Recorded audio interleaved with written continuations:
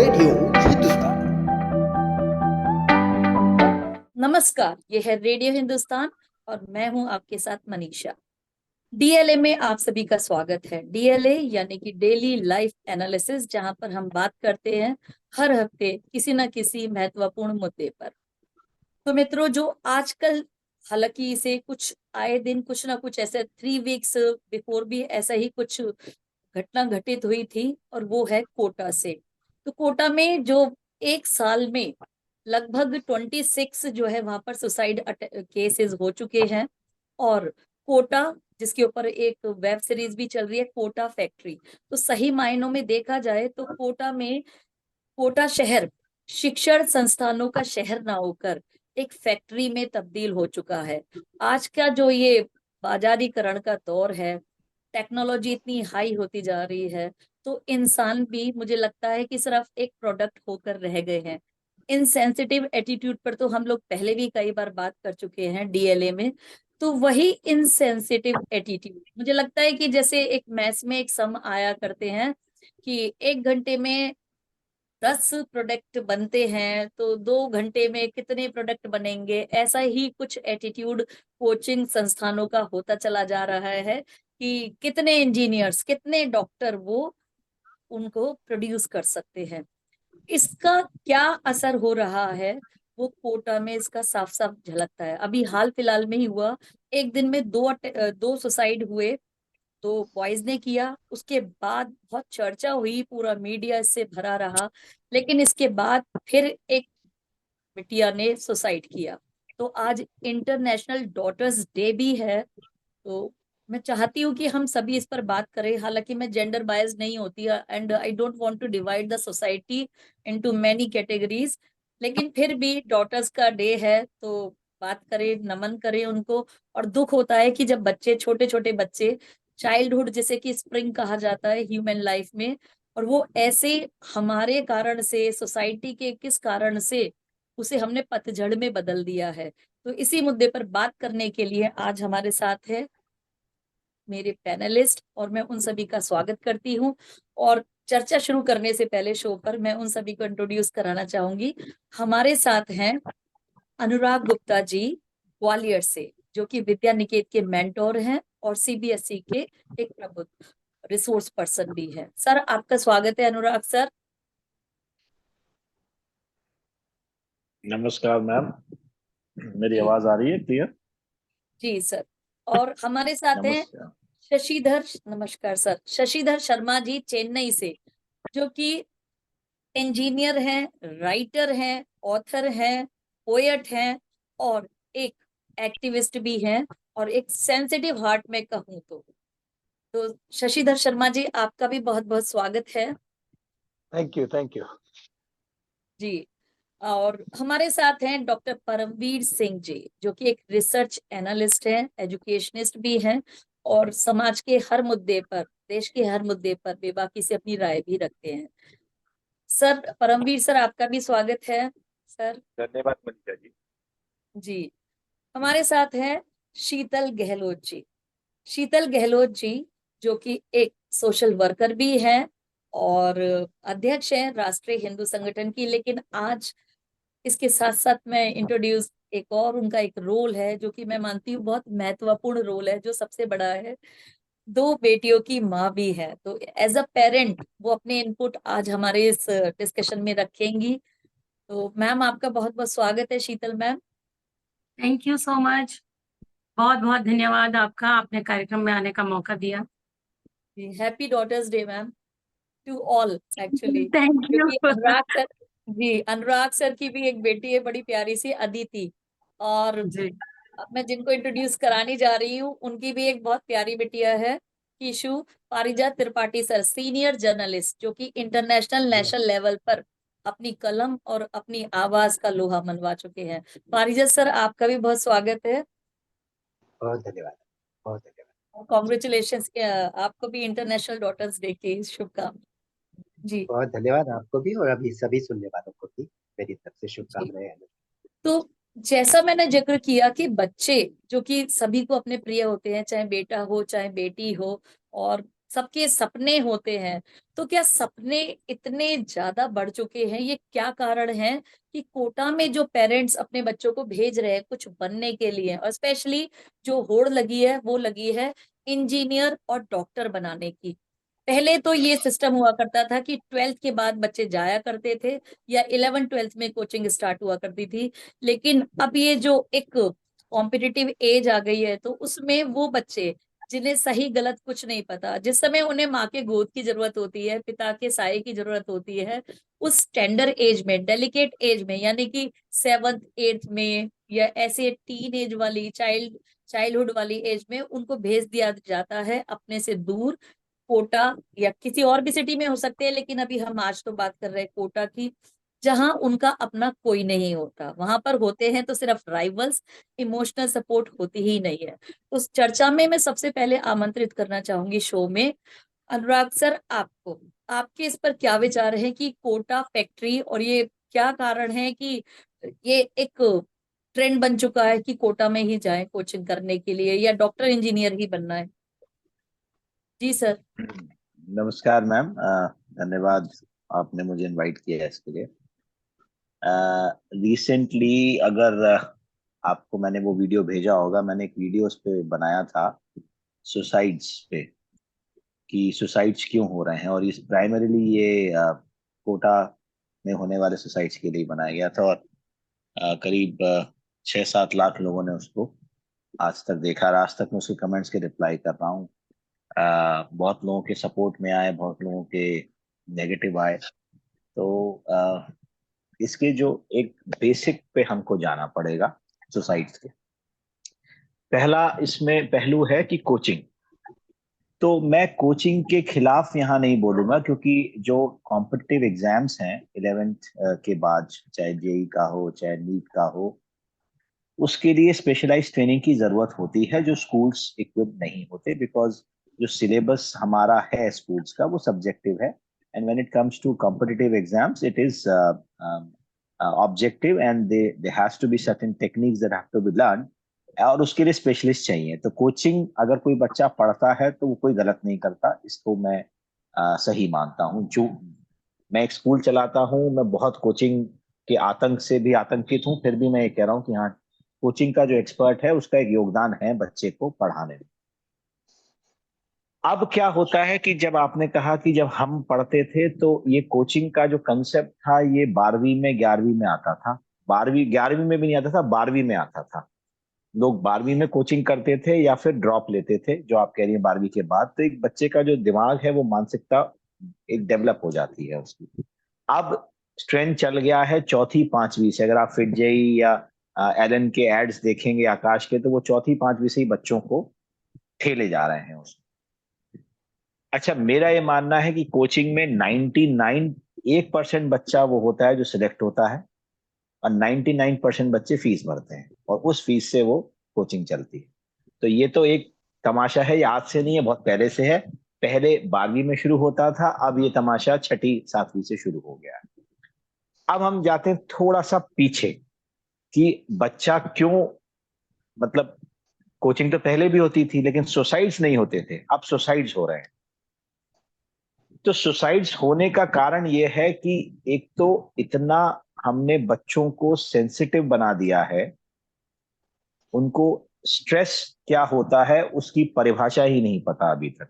उनके लिए स्ट्रेस ये है कि अगर पिताजी ने सुबह डांट दिया कि पढ़ लो, तो बच्चा स्ट्रेस में है, क्योंकि हमने उसको इतना इजी गोइंग कंफर्टेबल एनवायरनमेंट दे दिया है। चाहे स्कूल्स की बात करें तो स्कूल में जाएं तो आजकल टीचर अगर ये कहते बच्चों से कि भाई तुम पढ़ लो फेल हो जाओगे, अब वो तो उसमें मेरे कई सारे वीडियोस हैं, आप जानते हैं इस बात को, तो वो एक स्ट्रेस का क्लॉज है, आरटी एक्ट में मेंटल हैरेसमेंट के क्लॉज में आ जाता है। हमने वो उसको इक्विप नहीं किया उस स्ट्रेस को लेने के लिए, ये तो पहली बात।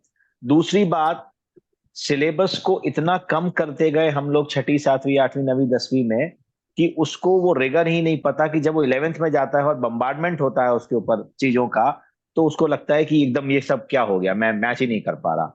और दूसरी बात, नॉर्मलाइजेशन एक प्रोसेस है हर बोर्ड का, जिसमें बच्चे के जो एक्चुअल मार्क्स आते हैं उसको बढ़ा दिया जाता है बाय अप्रोक्सीमेटली 5 to 7%, ये आप जानती हैं। तो अगर किसी के 80% मार्क्स है तो एक्चुअल रिजल्ट जब उसका आएगा तो वो 85 आएगा उसका। अब आप 99% वाले बच्चों का एनालिसिस करेंगे तो देश भर में 1.5 करोड़ बच्चे, 1.5 लाख बच्चे ऐसे थे जिनकी 99% मार्क्स है, लेकिन उसमें से मुश्किल से कुछ हजार बच्चे ऐसे होंगे जो वाकई में उस कैलिबर के होंगे जो 99% वाले हैं। तो बच्चों को क्या बता दिया गया कि तुम 99% वाले हो, माँ बाप को भी बता दिया कि तुम्हारा बच्चा 99% वाला है। तो अब जब 99% वाला है तो वो एलीट क्लास का तो वैसे ही हो गया दिमाग में। अब उससे नेट की कोचिंग कराओ चाहे जे की कराओ वो लॉजिकल है, लेकिन असल बात यह है कि 99% मार्क्स लाने वाले 99% बच्चे उस लायक नहीं है जिस लायक उनको दिखाया गया है। तो वो जो मिसमैच है, वो मिसमैच इतना तगड़ा है कि जब बच्चा 11th में एक्सपोज होता है, कोचिंग तो देखिए तरीके से पढ़ाई जाती है, उनको रिगर भी किया जाता है, उनको प्रेशर भी होगा क्योंकि उनको रिजल्ट्स देने हैं, तो वो चाहते हैं कि ज्यादा से ज्यादा बच्चा हमारे यहाँ सेलेक्ट हो। तो जो अच्छे बच्चे होते हैं जिनको जिनके कंसेप्ट क्लियर हैं, उनको फर्क नहीं पड़ता, वो मेहनत करते हैं।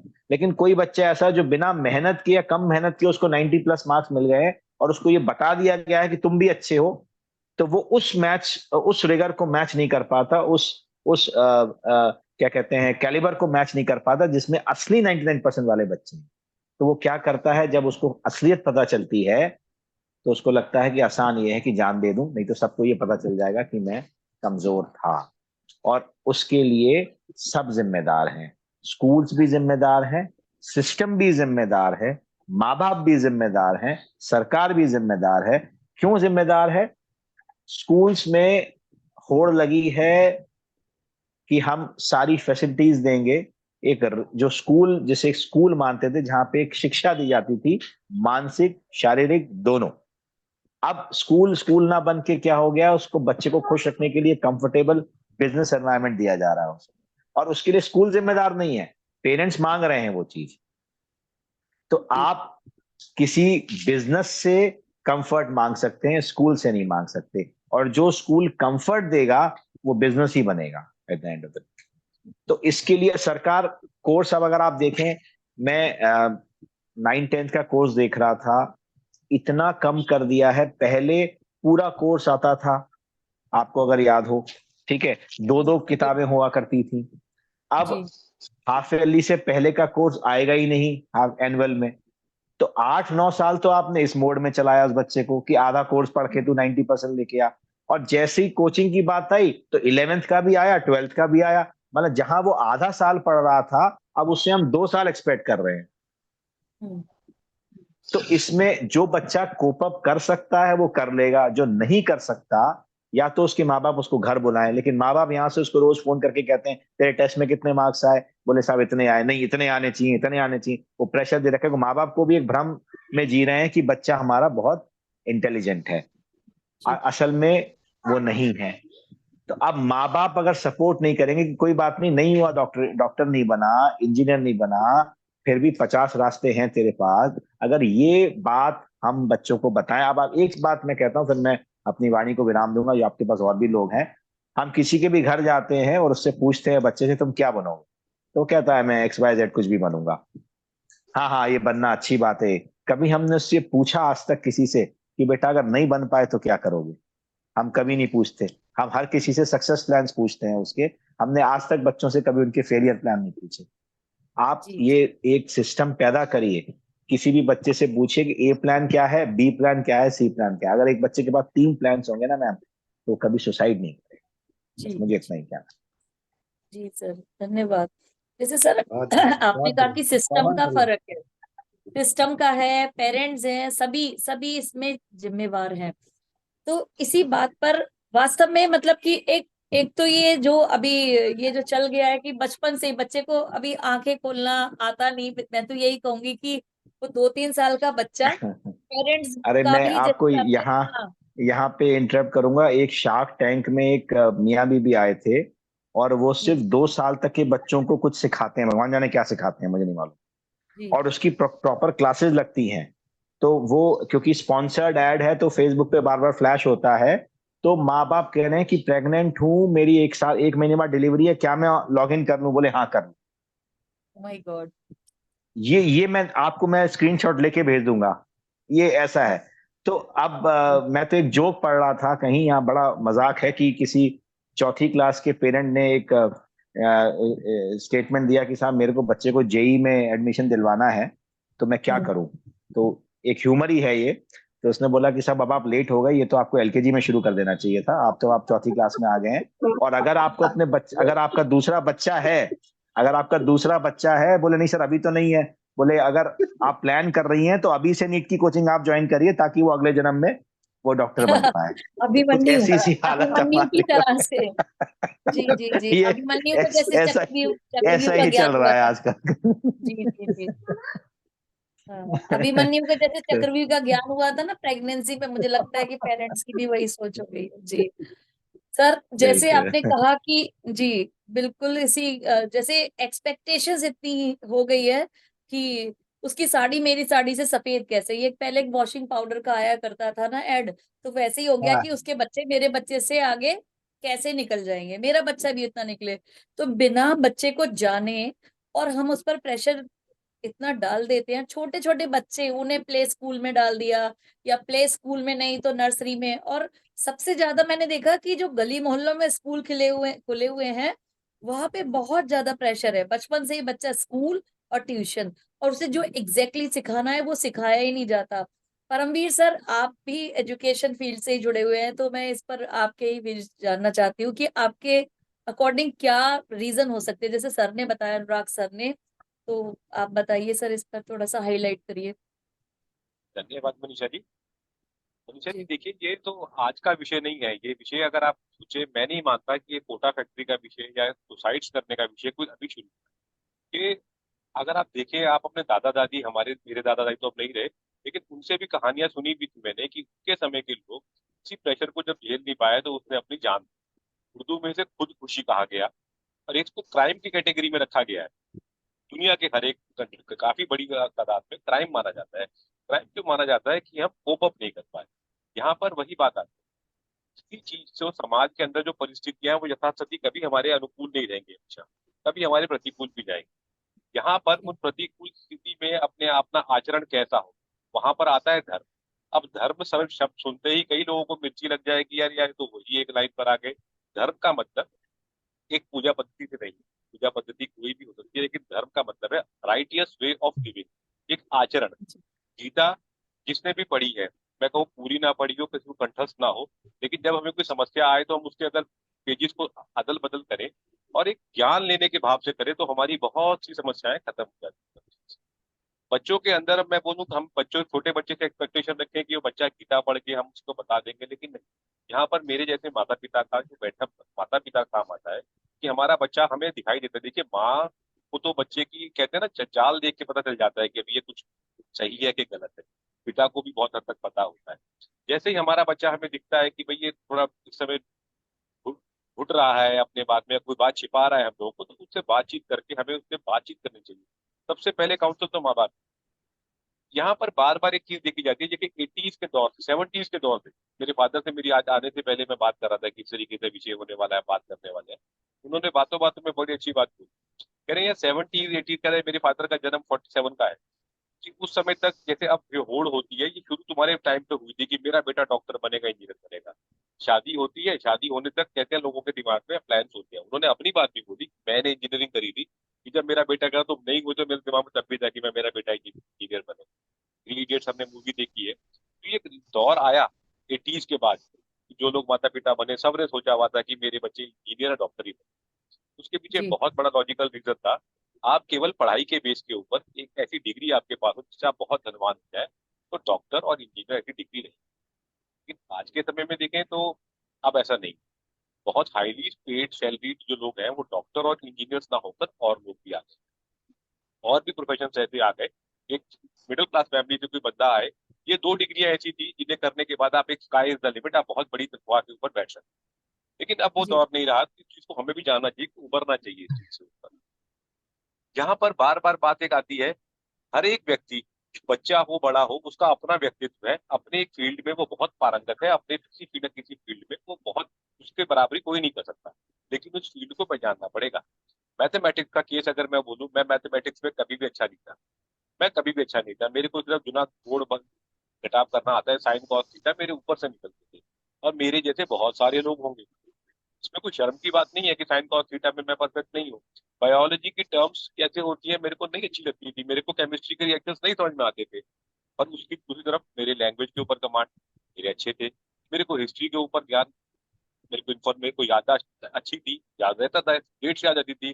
दर्शन शास्त्र, इमोशनल चीजों को कैसे पढ़ना होता है मेरे को साइकोलॉजिकली अच्छा लगता था, मैं समझ पाता था, मैं कर पाता था।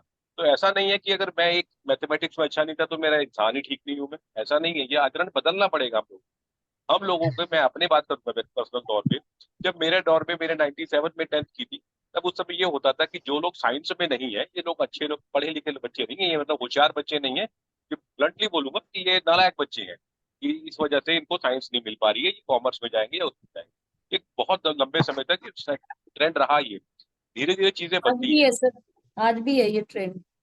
ये क्रिएट हुआ हुआ है, ये गलत है, लेकिन इसको ठीक करना पड़ेगा। देखिए, अगर कोई जी आदमी बहुत अच्छा इंग्लिश का लिटरेचर का जो एक विद्वान है, तो आप उसको, मैं नहीं मानता हूँ कि वो किसी इंजीनियर से कम है। अभी इसका ब्लंट दूसरा पार्ट ऑफ वे भी आया, आपने मार्केट में आया कि इंजीनियर डॉक्टर बनिए, नीट पास कीजिए, जेई पास कीजिए, लेकिन वहां पर तो लिमिटेड सीट्स हैं। उसके बाद क्या आता है, छोटे छोटे कॉलेजेस बनते हैं, प्राइवेट कॉलेज, ये कॉलेज वो कॉलेज, प्राइवेट यूनिवर्सिटी।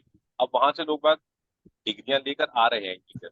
इस समय मार्केट जी में लाखों इंजीनियर घूम रहा होगा, लाखों बेरोजगार इंजीनियर है, डॉक्टर्स ऐसे हैं जिनकी दुकान नहीं चल पाती। तो हम लोगों को जानना पड़ेगा कि हम लोगों को लाइन में लगकर सिर्फ एक डिग्री नहीं लेनी है। अगर हमारे अंदर वो कैलिबर नहीं है, तो इसको हमें हमें स्वीकार करना पड़ेगा। अपने बच्चे के ऊपर हम जोर जबरदस्ती करें, हम स्वीकार करना पड़ेगा। ये भी एक तरीके का सिर्फ एक प्रोफेशनल है, एक प्रोफेशन है, कोई भी प्रोफेशन होता है। कोई डॉक्टर का प्रोफेशन लेता है, कोई टीचर का, कोई व्यापारी का लेता है, कोई किसी काम का ही प्रोफेशन लेता है। तो एक प्रोफेशन हमारी जीविका का साधन हो सकता है, लेकिन हमारी लाइफ का मकसद अंततः नहीं हो सकता है। तो मैं फिर वहीं पे कंक्लूड करूंगा बात कि धर्म का आचरण जो होता है, धार्मिक आचरण, धार्मिक आचरण का मतलब फिर से बोलूं कि मंदिर में जाकर घंटियां बजाना नहीं है। जी जी वो बहुत, वो पार्ट है, उसका पार्ट है वो। लेकिन जैसे गीता कहती है कि राइटियस वे ऑफ लिविंग, वो पहचानना बहुत जरूरी है। और राइटियस वे के ऊपर कोई भी व्यक्ति चलेगा ना, तो वो चाहे धनवान ना हो, लेकिन सुखी व्यक्ति जरूर हो। श्योर शॉर्ट है। जी जी जी, धन्यवाद सर।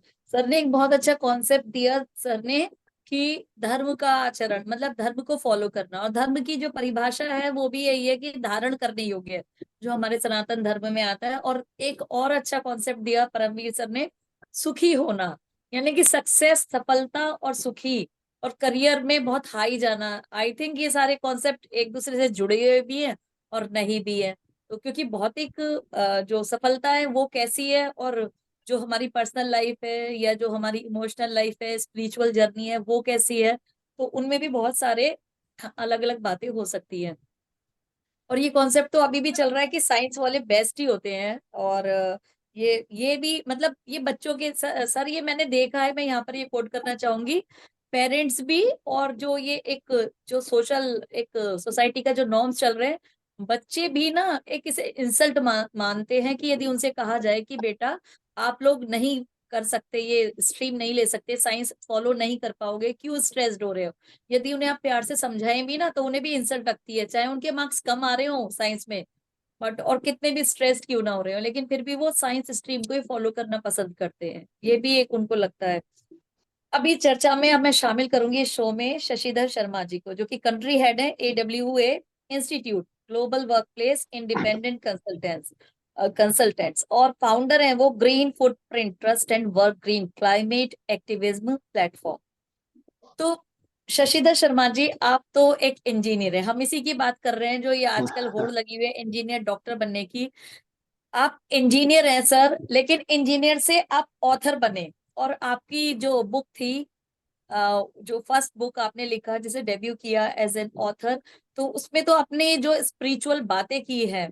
तो अभी हम यही बात कर रहे हैं, सर ने कहा कि लिटरेचर में कोई बहुत अच्छा हो सकता है, लेकिन हमारे सामने आज बैठे हुए हैं जो कि इंजीनियर से ऑथर बने हुए हैं। तो सर आपका इस विषय पर क्या विचार है आपके, तो मैं जानना चाहती हूँ, Shashidhar Sharma ji. Thank you Manisha. Thank you जी Manisha. Okay, so first of all, author बनना वाज पैशन, और जो अभी काम करता हूँ वो डे जॉब है। और इंजीनियर हूँ, सिविल इंजीनियर हूँ, और मैंने ये सब देखा। और मुझे लगता है कि हम लोग जिस बात पे आज चर्चा कर रहे हैं, जी ये इस नई नए समाज और नए कल्चर की पैदाइश।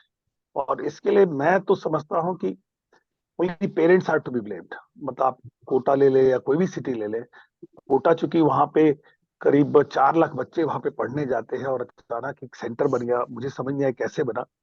वहां पे 4 लाख बच्चे जाते हैं, उसमें से 2 3 4 मेरे ख्याल से 22 से 23 साल में ये इस साल हुआ है। तो वो चूंकि हाईलाइट हो गया क्योंकि वहां पे इसका सेंटर बन चुका है।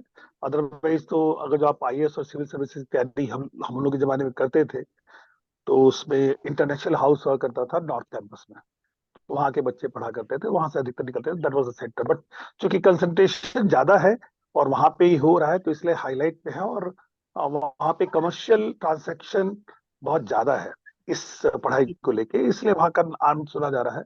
लेकिन सुसाइड तो बच्चे हर जगह कर रहे हैं, हम लोग सुनते नहीं उसके बारे में। और पेरेंट्स को मैं इसलिए बिलेम करूंगा कि हम लोग के जमाने में जहाँ पे डॉक्टर साहब हैं और बाकी सब लोग हैं, हम लोग के जमाने में सिर्फ 2 जॉब हुआ करती थी, है ना। उस समय 2 जॉब हुआ करती थी, या तो अगर जो तुम इंजीनियर और डॉक्टर नहीं बने तो आपको दुकान पे बैठना पड़ेगा या ठेला लगा ले। मेरे पिताजी बोला करते थे तेरे को रेडी लगानी पड़ेगी और तू ढंग से नहीं पढ़ा तो। और हम लोग 5 भाई थे, और हम लोग सारे 3 इंजीनियर, एक डॉक्टर और एक लॉयर निकले। तो उस समय ये जरूरत थी कि आदमी को थोड़ा रिगर करना चाहिए, उस समय ये था। लेकिन आजकल के जमाने में जहाँ पे गूगल के चेयरमैन वो आईआईटी से नहीं पढ़े हैं, है ना, और बहुत सारे लोग बिना आईआईटी से पढ़े हुए बहुत आगे बढ़े हैं। तो आजकल के जमाने में ये पेरेंट्स की प्रॉब्लम है। नहीं तो कोटा तो 1000 बनेंगे, जो सप्लाई और डिमांड होगा तो जो डिमांड होगी तो सप्लाई होगी ही। तो इसलिए तो कोटा तो 1000 बन सकते हैं, और इंडिया में है 1000। इसका नाम इसलिए बार बार आ रहा है क्योंकि यहाँ पे फोकस बहुत ज्यादा है, और 10 लाख बच्चे, 10 लाख या 11 लाख बच्चे आईआईटी जी और नीट के लिए तैयारी करते हैं। उसमें मतलब बिलीव नहीं करेंगे कि 1000 बच्चे में 10 से 15 बच्चे सेलेक्ट होते हैं। तो कंपटीशन बहुत ज्यादा है, और इसके लिए पुश करते हैं पेरेंट्स। पेरेंट्स को ये समझना चाहिए। मेरे अपने टाइम में एग्जाम्पल मैं जरूर देना चाहूंगा।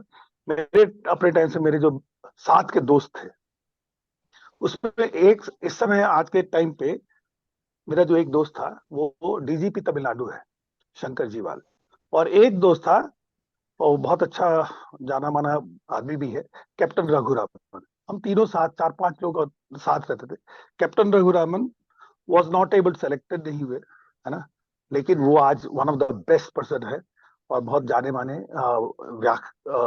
वक्ता है, और बहुत अच्छा बोलते हैं। मिलियंस ऑफ उनके हिट्स होते हैं कैप्टन रघुरामन के। शंकर जीवाल डीसी से पढ़े, है ना, मैंने उसके बाद कुछ पढ़ाई नहीं की, और इस समय डीजीपी तमिलनाडु है।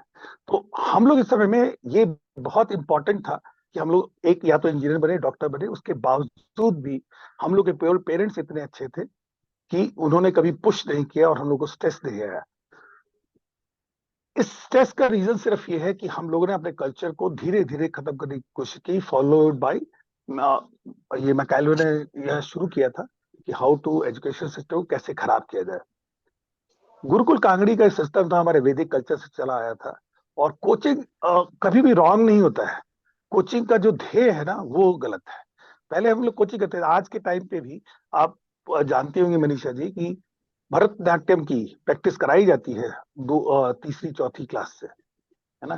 क्योंकि पैशन के लिए किया जाता है, ये कोई कंपटीशन के लिए नहीं किया जाता है। और हम लोग अब कोचिंग करा रहे हैं किसी एक पेरेंट के एस्पिरेशंस को जो नहीं कर पाया है, और हमने जो खत्म कर दिया, जो बहुत बहुत सोसाइटी का सबसे बड़ा रीजन ये है कि हमारे जो न्यूक्लियर फैमिलीज हो गई हैं। पहले ना 10 15 बच्चे एक फैमिली में संयुक्त परिवार में रहते थे, आपस में एक दूसरे समझते थे, सब जानते थे कि दूसरा बच्चा, आपस में ही मैनेज कर लेते थे स्ट्रेस को। अभी एक पेरेंट, मदर फादर इंजीनियर है, वो पुश करते हैं, और यही लोग पुश करते हैं। They are in the multi. आपने कभी गांव के लड़के को देखा है सुसाइड करते हुए, है ना। ये पेरेंट्स पुश करते हैं, और वो लोग ही जानते हैं कि अगर जो लड़का, अगर जो मैं आईआईटी से नहीं कर पाया, अगर मेरा लड़का कर लेगा तो मेरी एक्सपेक्टेशन, मेरे विशेष फुलफिल होते हैं।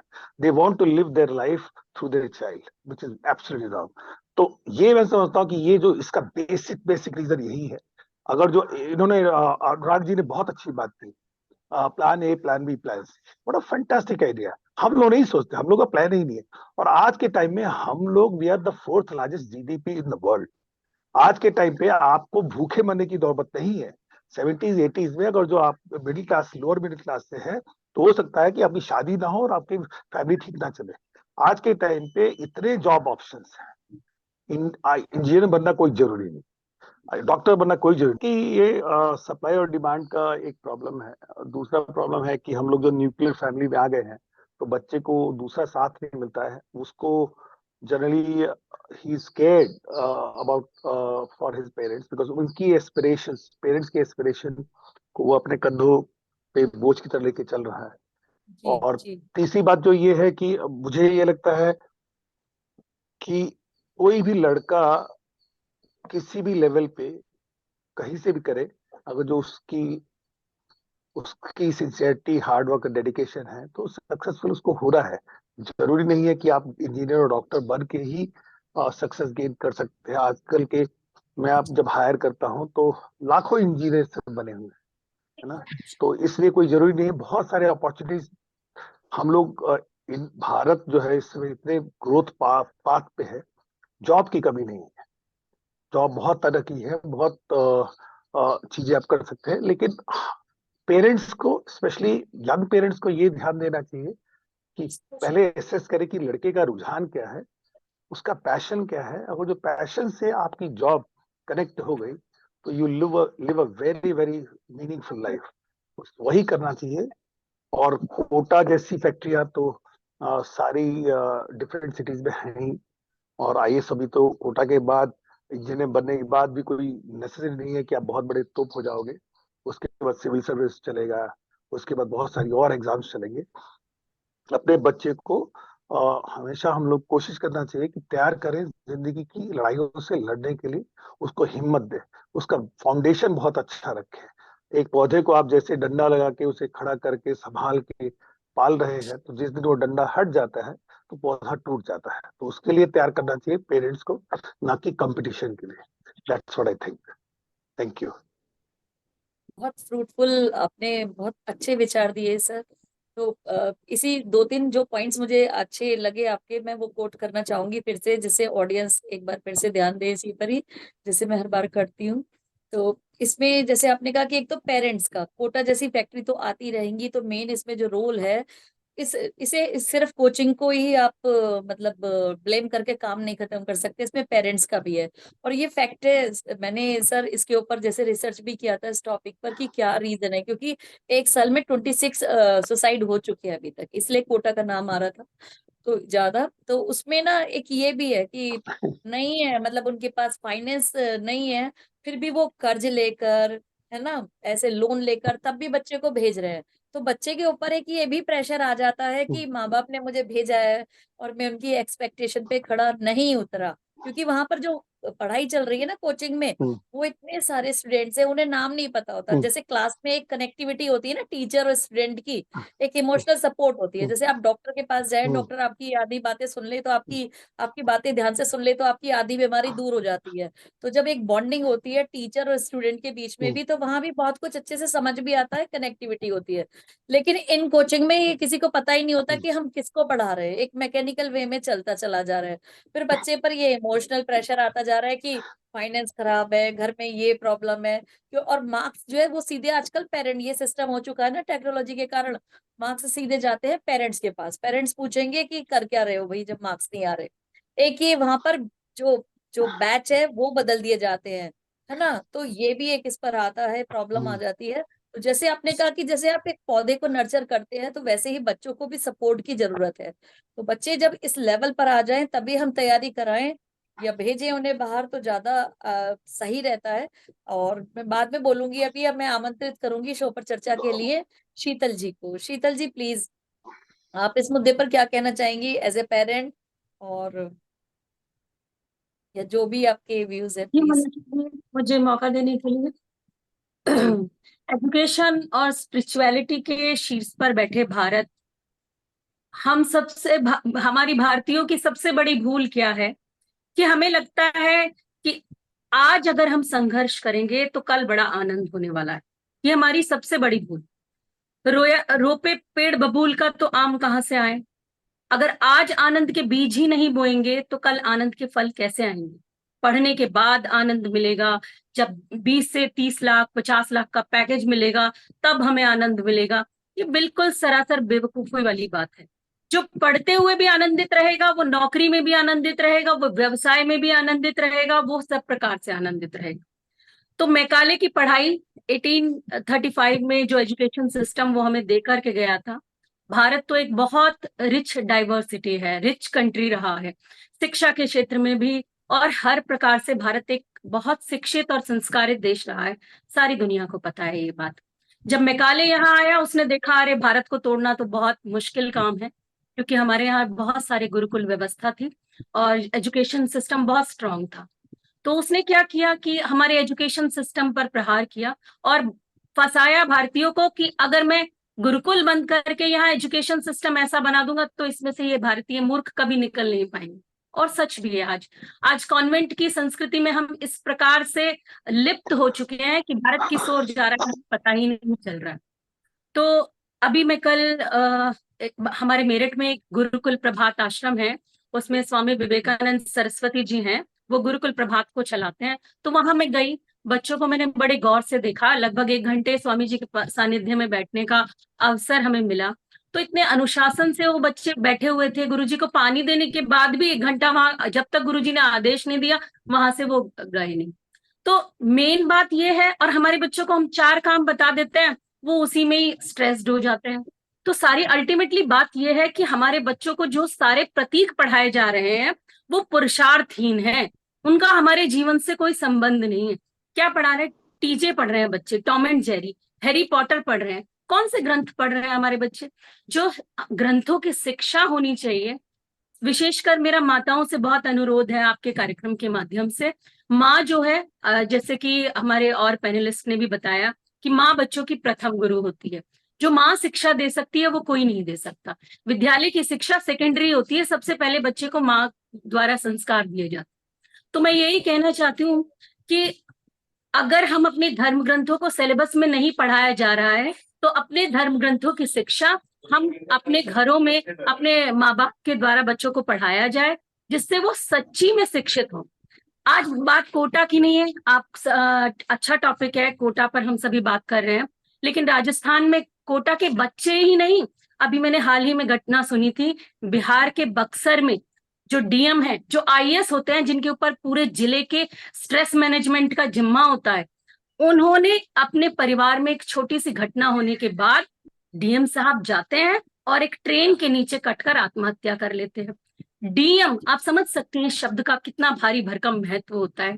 जब वो अपना स्ट्रेस मैनेज नहीं कर पा रहे हैं, जबकि वो आईएएस कैसे बने, पढ़ लिख कर बने होंगे, तो हम किस ओर जा रहे हैं? हमारी शिक्षा प्रणाली किस ओर जा रही है? पहले जिन गुरुकुलों में या कुंदिन तुषार हार धवला ये प्रार्थना से दिन शुरू हुआ करता था, हम भगवान श्री राम को सुनते थे, भगवान श्री कृष्ण को सुनते थे। आज पुरुषार्थहीन बच्चे क्या सीख रहे हैं विद्यालयों में जाकर? हम अपने एजुकेशन सिस्टम से कट चुके हैं। अगर हमें वापस लौटना होगा तो अपनी जड़ों की ओर वापस आना पड़ेगा। आप देखती हैं भगवान श्री राम के बारे में आपने सुना है, हम जब भी अपने दिमाग में हमारे आते हैं पुत्र कैसा हो, तुरंत एकदम से मन में आएगा भगवान श्री राम जैसा। स्वामी कैसा हो? भगवान श्री राम जैसा। सेवक कैसा हो? भगवान श्री राम जैसा। जब एक ऐसे आराध्य योगेश्वर भगवान श्री राम, श्री कृष्ण हमारे आइडल हैं, तो हमारे बच्चे वो क्यों पढ़ें जो जिनसे हमें कुछ न सीखने को मिलता है, न देखने को मिलता है, न सुनने को मिलता है। आज हमें अपने विचारों को वाकई बदलने की आवश्यकता है। जब मैं आपको बता दूं, मैं विद्या मंदिर हापुड़ में पढ़ती थी, तो हमारे विद्यालय का जो शुरू से लेके लास्ट तक पीरियड्स होते थे वो इतने सिस्टमेटिक और अनुशासित होते थे। सुबह में प्रार्थना होना और फिर योगा कराना, बच्चों को नैतिक शिक्षा का ज्ञान देना। अगर कोई बच्चा किसी रोग से पीड़ित है तो टीचर्स घर भी जाया करते थे और एक लगाव उन सब बच्चों से, हम सब बच्चों से उनका होता था। निजी तौर पर वो समस्याओं को सुनते थे, उन्हें सुलझाते थे, और वाकई जो गुरु की भूमिका होनी चाहिए जीवन में वो उसे पूरा करते थे। अभी थिंग्स हैव बीन चेंज्ड, चीजें बिल्कुल बदल गई हैं। आप विद्यालय जाइए, एक मैकेनिकल स्टूडेंट्स की तरह आप जाएंगे स्कूल में और एक पढ़ के भारी भरकम बैग कंधे पर लेकर घर लौट आएंगे, फिर होमवर्क कर लेंगे।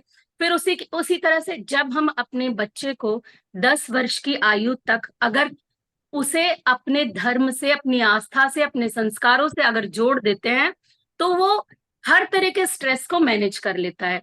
और अगर इस उम्र को हम खेलने खोने खाने में गुजार कर, और जब वो 15-20 साल का हो जाए और हम एक्सपेक्ट करें कि अब ये चाउमीन नहीं खाना चाहिए, अब ये पिज्जा नहीं खाना चाहिए, बड़ी इंजीरियस चीजें, बिल्कुल गलत। उसके साथ साथ आप भी को भी पिज्जा खाना पड़ेगा, आपको भी चाउमीन खाना पड़ेगा, आपको भी बर्गर खाना पड़ेगा। तो मैं सभी से यही कहना चाहती हूँ कि हमें अपनी व्यवस्थाएं, जो हमारी रूट वाली व्यवस्थाएं हैं, हमारी जड़ों वाली व्यवस्थाएं हैं, उन पर वापस लौटना पड़ेगा। आनंद कैसे मिले, दो तरह की शिक्षाएं होती हैं, मैं आपको बता दूं। एक जीविका की शिक्षा होती है, एक जीवन की शिक्षा होती है।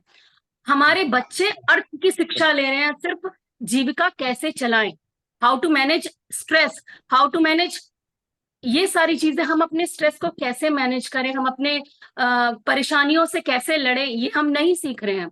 हम सिर्फ ये सीख रहे हैं कि एक रोबोट कैसे बना जाए। माँ ही होती है जो बच्चे को दुर्योधन भी बना सकती है, और माँ ही होती है जो 5 वर्ष के बच्चे को ध्रुव भी बना सकते हैं। तो पेरेंटिंग, एज ए पेरेंट्स, हम सबकी जिम्मेदारी है, फादर की भी, मदर की भी। टीचर की जिम्मेदारी थर्ड वाले नंबर पर आती है। तो सभी से अनुरोध है कि अपने बच्चों को अच्छे संस्कार दें। अगर उसकी नींव मजबूत होगी तो वो किसी भी तरह के स्ट्रेस को मैनेज करके आगे निकल जाएगा, और इस तरह की कोई समस्या नहीं आएगी जो भारतवर्ष में आ रही है। आपको पता होगा कि कैपिटल गेन के अकॉर्डिंग अमेरिका, स्वीडन और जापान, ये 3 देश हैं जो सब दुनिया में सबसे ज्यादा लग्जूरियस और बहुत आगे बढ़ने वाले अच्छे देशों में जिनका नाम है। लेकिन आत्महत्या और पागलपन में भी ये दोनों देश सबसे आगे हैं।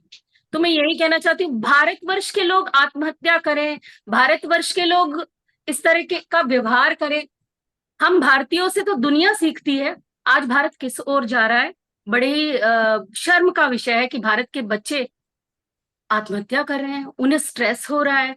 तो ये सारी चीजें मैनेज करके हम लोग आगे बढ़ सकते हैं, अपने बच्चों को अच्छे संस्कार देके, क्योंकि संस्कार के बीजों के द्वारा ही जीवन को श्रेष्ठ बनाया जा सकता है।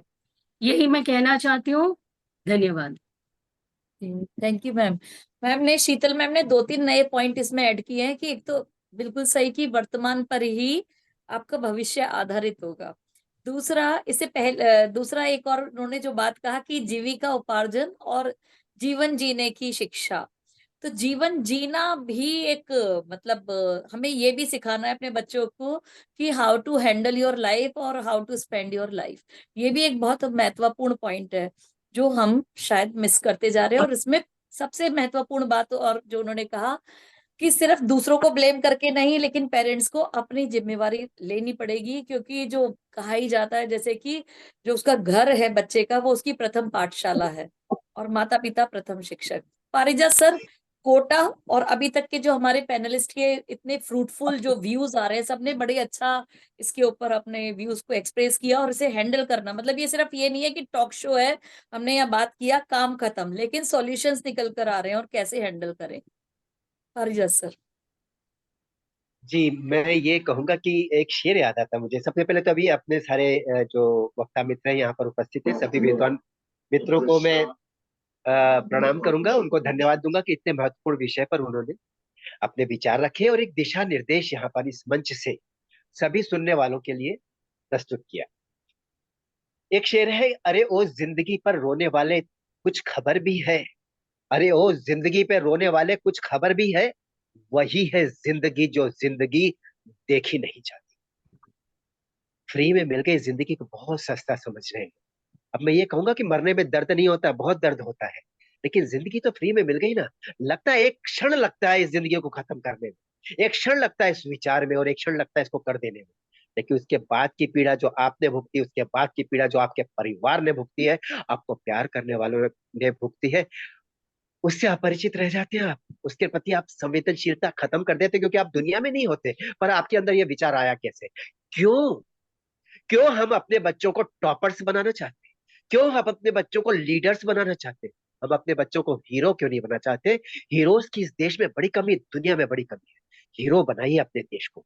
देखिए, वो मैंने शेर कहा था ना, उसका एक गहरा अर्थ है कि जिंदगी में ऐसे लोग भी हैं जिनकी जिंदगी देखने लायक भी नहीं है, लेकिन वो जिंदगी जी रहे हैं। एक बहुत बड़ा वक्ता है अमेरिका में, जिसके दोनों हाथ नहीं है, जिसके दोनों पैर भी नहीं है, और वो जिंदगी दे रहा है, लोगों को मोटिवेशन दे रहा है। देखिए उसके अंदर का उत्साह, उसको आप सलाम कीजिए। बच्चे तो बच्चे हैं, कच्चे घड़े हैं, हम उनको बड़ा मैच्योर क्यों मान लेते हैं? अभी हमारे मित्रों ने कहा, बहुत अच्छी बात है, जो मुझे भी कहनी थी, कि जिम्मेदार कौन है। यहाँ पे दो तीन चार सेक्टर है जो इस समस्या से जुड़े हैं। कोटा फैक्ट्री, कोटा फैक्ट्री बहुत बढ़िया नाम, ये कोटा फैक्ट्री मुर्गा फैक्ट्री है। मुर्गा फैक्ट्री, पोल्ट्री फार्म देखा है ना, इस तरह से भरे हुए हैं यहाँ पर बच्चे पढ़ाने के लिए। अब आप कहोगे सिस्टम जिम्मेदार है, एजुकेशन जिम्मेदार है, आज जरूरत जिम्मेदार है, बेरोजगारी जिम्मेदार है, परिवार की आर्थिक आवश्यकताएं जिम्मेदार है, बहुत सारी जिम्मेदार बातें हैं, लेकिन जिम्मेदार माँ बाप भी है, और सबसे बड़े जिम्मेदार माँ बाप है। 4,000 कोचिंग कंपनीज, कंपनी कहूंगा, कोचिंग कंपनी चल रही है, 10 उसमें से सबसे आगे उसमें आकाश वगैरह है, ठीक है। तो उसमें 2 लाख बच्चे, जो कि एक दिया गया आंकड़ा है, जो नहीं दिया गया आंकड़ा आप उतना ही 2 लाख और भी लगा लीजिए। 3,000 करोड़ का बिजनेस चल रहा है वहां से, कोई गलत बात नहीं है, लेकिन अगर 3,000 करोड़ का बिजनेस हर साल 26-27 बच्चों की मौत का सबब बन जाए, तो लानत है ऐसे बिजनेस, ऐसे बिजनेस को चलाने वालों पर, और इसी जगह पर बिजनेस का हिस्सा बनाने के लिए अपने बच्चों को भेजने वाले माँ बाप के ऊपर, ठीक है ना। क्योंकि ये जिम्मेदार जो आपके बच्चे मरे हैं, ये आप है इसके जिम्मेदार। आप माँ है, पिता है, कोई फर्क नहीं पड़ता, आप है जिम्मेदार। आपने उनको बता दिया है कि डॉक्टर नहीं बनोगे तो जिंदगी बर्बाद हो जाएगी। आपने बता दिया है इंजीनियर नहीं बनोगे, आईआईटीएन नहीं बनोगे, कंप्यूटर एक्सपर्ट नहीं बनोगे, करोड़ों नहीं कमाओगे, तो लानत है तुम्हारी जिंदगी पर। फिर आपको क्यों अफसोस होता है जब आपका नौनिहाल, आपका बच्चा, आपकी आंखों का तारा दुनिया छोड़ के चला गया? क्यों अफसोस होता है? क्या तकलीफ है? नहीं बन पाया ना, उसने कह दिया ना, पापा मम्मी आपकी उम्मीदों के काबिल नहीं होंगे। आपने उसको बताया तो जीने के काबिल नहीं है। जिम्मेदार कौन है? आप जिम्मेदार हैं। आपको होनी चाहिए फांसी, भरना तो आपको चाहिए। बहुत कड़वी बातें बोल रहा हूं मैं, क्योंकि मैं भी 2 बच्चों का पिता हूँ। इंटरनेशनल डे है, डॉटर्स डे आज, मेरी भी बेटी है। याद रखिए, उसको जिंदा रहने दीजिए, दोस्त बनिए बच्चों के साथ, उनका एडमिनिस्ट्रेटर मत बनिए। आप इतने बड़े तीरंदाज थे तो आपने क्यों नहीं तीर मार लिया? और हर जिस बंदे ने तीर मारा, उनके बच्चों ने तीर मारा है क्या? अमिताभ बच्चन के बेटे कैसे रहे, सचिन तेंदुलकर के बच्चे कैसे? आप हर इंसान इस दुनिया में अपने आप में बेनजीर है। उसके पास एक खूबी है, आपने पहचाना है, आपने अपने बच्चे से बैठ के बात की है, आपने अपने बच्चे का हुनर ढूंढा है। हर बच्चा हीरो है, उसके अंदर के हीरो को जगाया है आपने। अब उसे आपने जिंदगी की कीमत बताई है, उसे आपने उसके अस्तित्व की कदर बताई है, उसको बताया कि कितना जरूरी है उसका इस दुनिया में जीना, उसको बताया कि कितना जरूरी है उसका आपके लिए जीना, परिवार के लिए जीना, इस देश के लिए जीना, इस धरती के लिए जीना, और उन उम्मीदों के लिए भी जीना जो उम्मीदें उससे बहुत लोगों ने की होंगी। उन लोगों में आप भी होंगे। बहुत सारी उम्मीदें हैं। जो निर्माण योजना विश्व परिवार है, कहता है बहुत अच्छी बात, कि हर व्यक्ति इस दुनिया का महत्वपूर्ण हिस्सा है। ये बात दूसरी है कि उसे पता नहीं है, तो अपने बेटे को तो आप बता सकते हो ना। आपको लानत है, ये आपका फेल्योर है। अपने बच्चे को बताओ कि एक फेल्योर जिंदगी से बड़ा नहीं होता। जिंदगी डॉक्टर, इंजीनियर, आईएएस बन जाना नहीं होता। वो एक खेल है, एक दौड़ है। आप भी बचपन में बहुत बार दौड़े होंगे, आपके बच्चे भी स्कूल की रेस में, कंपटीशन में भाग लेते होंगे। क्या उस दौड़ में हार जाने के बाद उन्होंने दौड़ना छोड़ दिया? जिंदगी का मतलब ही दौड़ है। जिंदगी में लगातार लगातार कामयाबियों के मौके आएंगे। कौन सा ऐसा तीरंदाज है जो 100 कामयाबियों का हिस्सेदार बना है? एक नाकामी, 4 कामयाबी मिलेगी, और अगर 10 नाकामी, तो मैं कह रहा हूं 100 कामयाबी मिलेगी। बढ़ते रहो, बढ़ने का नाम है जिंदगी। ये बताओ, ये सिखाओ अपने बच्चों को। ये नाकामी आपकी है। कोटा फैक्ट्री जिस पर हम बात कर रहे हैं, इस साल 26 बच्चे मर गए। एक दिन में 2 बच्चों ने नीट की परीक्षा में असफल होने के कारण ये लिखा। बहुत दुख होता है उनको पढ़कर। अगर आप माँ बाप का दिल है ना आपके सीने में, अगर वो धड़कता भी है, तो इस दर्द को आप महसूस कर पाएंगे। उन्होंने कहा कि पापा, हम आपकी उम्मीदों के काबिल नहीं थे। उनके माँ बाप पर क्या गुजरी होगी, आपने सोचा है? 2015 से 8 साल से चल रहा है ये सब। हर साल बच्चे मरते हैं। ये कोटा फैक्ट्री, बहुत अच्छी बात की। कोटा फैक्ट्री, बहुत सारी फैक्ट्री है, दिल्ली में भी एक फैक्ट्री है। दिल्ली में भी एक विजयनगर। इलाका है, वहां पर फैक्ट्री चल रही है। स्टूडेंट्स, फैक्ट्री सही शब्द इस्तेमाल किया है जिन्होंने बनाया है। धंधेबाजी है, धंधेबाजी की साइकोलॉजी, जो एजुकेशन मतलब धंधेबाजी, और एजुकेशन की धंधेबाजी की साइकोलॉजी का शिकार बना है छात्र। जिम्मेदार कौन है? सिस्टम। क्यों बता रखा है कि ये नहीं होगा तो कुछ नहीं होगा, जिंदगी खत्म हो जाएगी, आईएएस नहीं बनोगे तो मर जाओ। मैं जेएनयू में था, मैंने देखा एक लड़के को कूदते हुए, जान देते हुए, क्योंकि तीसरी बार उसका यूपीएससी के फाइनल में वाइवा में इंटरव्यू में नहीं हुआ, रिटर्न हर बार होया था। अरे आप खुश हो जाइए कि जिंदगी ने आपके लिए नए दरवाजे खोले। हर नाकामी आपको ये बताती है और बड़ी कामयाबी इंतजार कर रही है आपके पास, आपके लिए। मैं अमेरिका में था, 1994 की बात कर रहा हूँ। फिट किड साहब अमेरिका, टेस होली नाम की एक महिला, मेरीलैंड में उसको ऑफिस था, न्यूयॉर्क में मैनहट्टन में मैं उनके ऑफिस में था, उनके घर में, उनके घर का किराएदार था, और उनके ऑफिस में मैं एक कंसल्टेंट के रूप में जाता था। तब बहुत अच्छी बात मैंने कही, मुझे क्यों नहीं, मुझे नहीं पता कि क्या कही, मैं भी बच्चा ही था, 1993 की बात है, 26 साल की मेरी उम्र थी। मैंने कहा था जिंदगी जीना सिखाओ बच्चों को पहले। बहुत अच्छी लगी थी टेस कोहली को ये बात, कितनी उन्होंने तारीफ की थी, उन्होंने कहा आपने तो सारा कुछ कह दिया। मैंने कहा नहीं नहीं, अभी बहुत कुछ है, जिंदगी बहुत बड़ी है, बहुत कुछ सिखाना है, और सबसे पहले जिंदगी में बच्चों को हारना सिखाना, बच्चों को जीतना मत सिखाओ, उनसे कहो कि हारना सीखो। जीतो तुम अपने आप जाओगे, तुम जिंदा हो, यही बहुत बड़ी जीत है। और ये छोटी सी नाकामी तुम्हारी जिंदगी की सबसे बड़ी जीत को कच्चा बना देती है, खा जाती है, और आप मर जाते हो, कूद जाते हो, लटक जाते हो, जहर खा लेते हो। मत करो ये, क्योंकि जिंदगी का मतलब बहुत सारी खुशियां, उनको बताओ, उनके दिल में उतारो, इनके दिमाग में उतारो। ये काम जो प्रथम गुरु माँ, जो हमारे साथियों ने भी कहा, वही करेगी। प्रथम गुरु, और उसके बाद प्रथम गुरु दूसरा एक और है जिसको पिता कहते हैं। आजकल टाइम नहीं है, कोई बात नहीं, पिता के पास नहीं तो माँ के पास, और पिता कम से कम संडे को जब छुट्टी होती है तब तो टाइम दे सकता है ना बच्चों को, मुझे भी देना चाहिए। मैं आपको कह रहा हूँ क्या मैं देता हूँ, नहीं दे पाता, लेकिन अक्सर देने की कोशिश करता हूँ, बहुत ईमानदारी से कह रहा हूँ। यहाँ नाकामी आपकी है, याद रखिए, बच्चे आगे भी इसी तरह से बढ़ते रहेंगे। क्यों हुआ, क्या हुआ, कब तक होगा, कितना होगा, ये सारे सवाल है, इन सबके जवाब मौजूद है, लेकिन सिर्फ बात करके काम चल जाएगा क्या? नहीं, कुछ करना होगा। आप अपनी अपनी जगह छोटे छोटे दिए जलाइए, छोटी छोटी कोशिशें कीजिए। हम एक साथ सूरज नहीं, सूरज दहका नहीं सकते, पूरा अंधेरा खत्म नहीं कर सकते। बहुत बड़ी दुनिया है, बहुत सारे घर है, बहुत सारे बच्चे, बहुत सारी उम्मीदें, बहुत सारे स्ट्रेस है, सारा प्रॉब्लम स्ट्रेस मैनेजमेंट का है। स्ट्रेस मैनेजमेंट के इस तरफ माँ बाप है, सोसाइटी है, बेकार की एजुकेशन पॉलिसी बेकार की दी हुई, और दूसरी तरफ एक अकेला बच्चा। इतना सारा तनाव, इतना सारा दबाव, जिंदगी खत्म हो जाएगी, मर जाऊंगा, कुछ नहीं हो पाएगा, लोग हंसेंगे। अरे बोलो, कितनी अच्छी बात कही हमारे अभी एक साथी ने यहाँ पर, बहुत बढ़िया, मुझे अच्छा लगा, शायद परमवीर जी थे, कहा किस किस समाज की आप बात कर रहे हैं? कौन समाज हंसेगा आपके ऊपर, आपकी नाकामी पर? वो समाज जो आप जब बिना बच्चे के आपका बच्चा चला जाएगा भगवान के यहाँ, तो वो समाज आपके साथ आकर के रहेगा, आपको जिंदगी में खुशियां देगा? जी मैं यही बात कहना चाहता हूँ।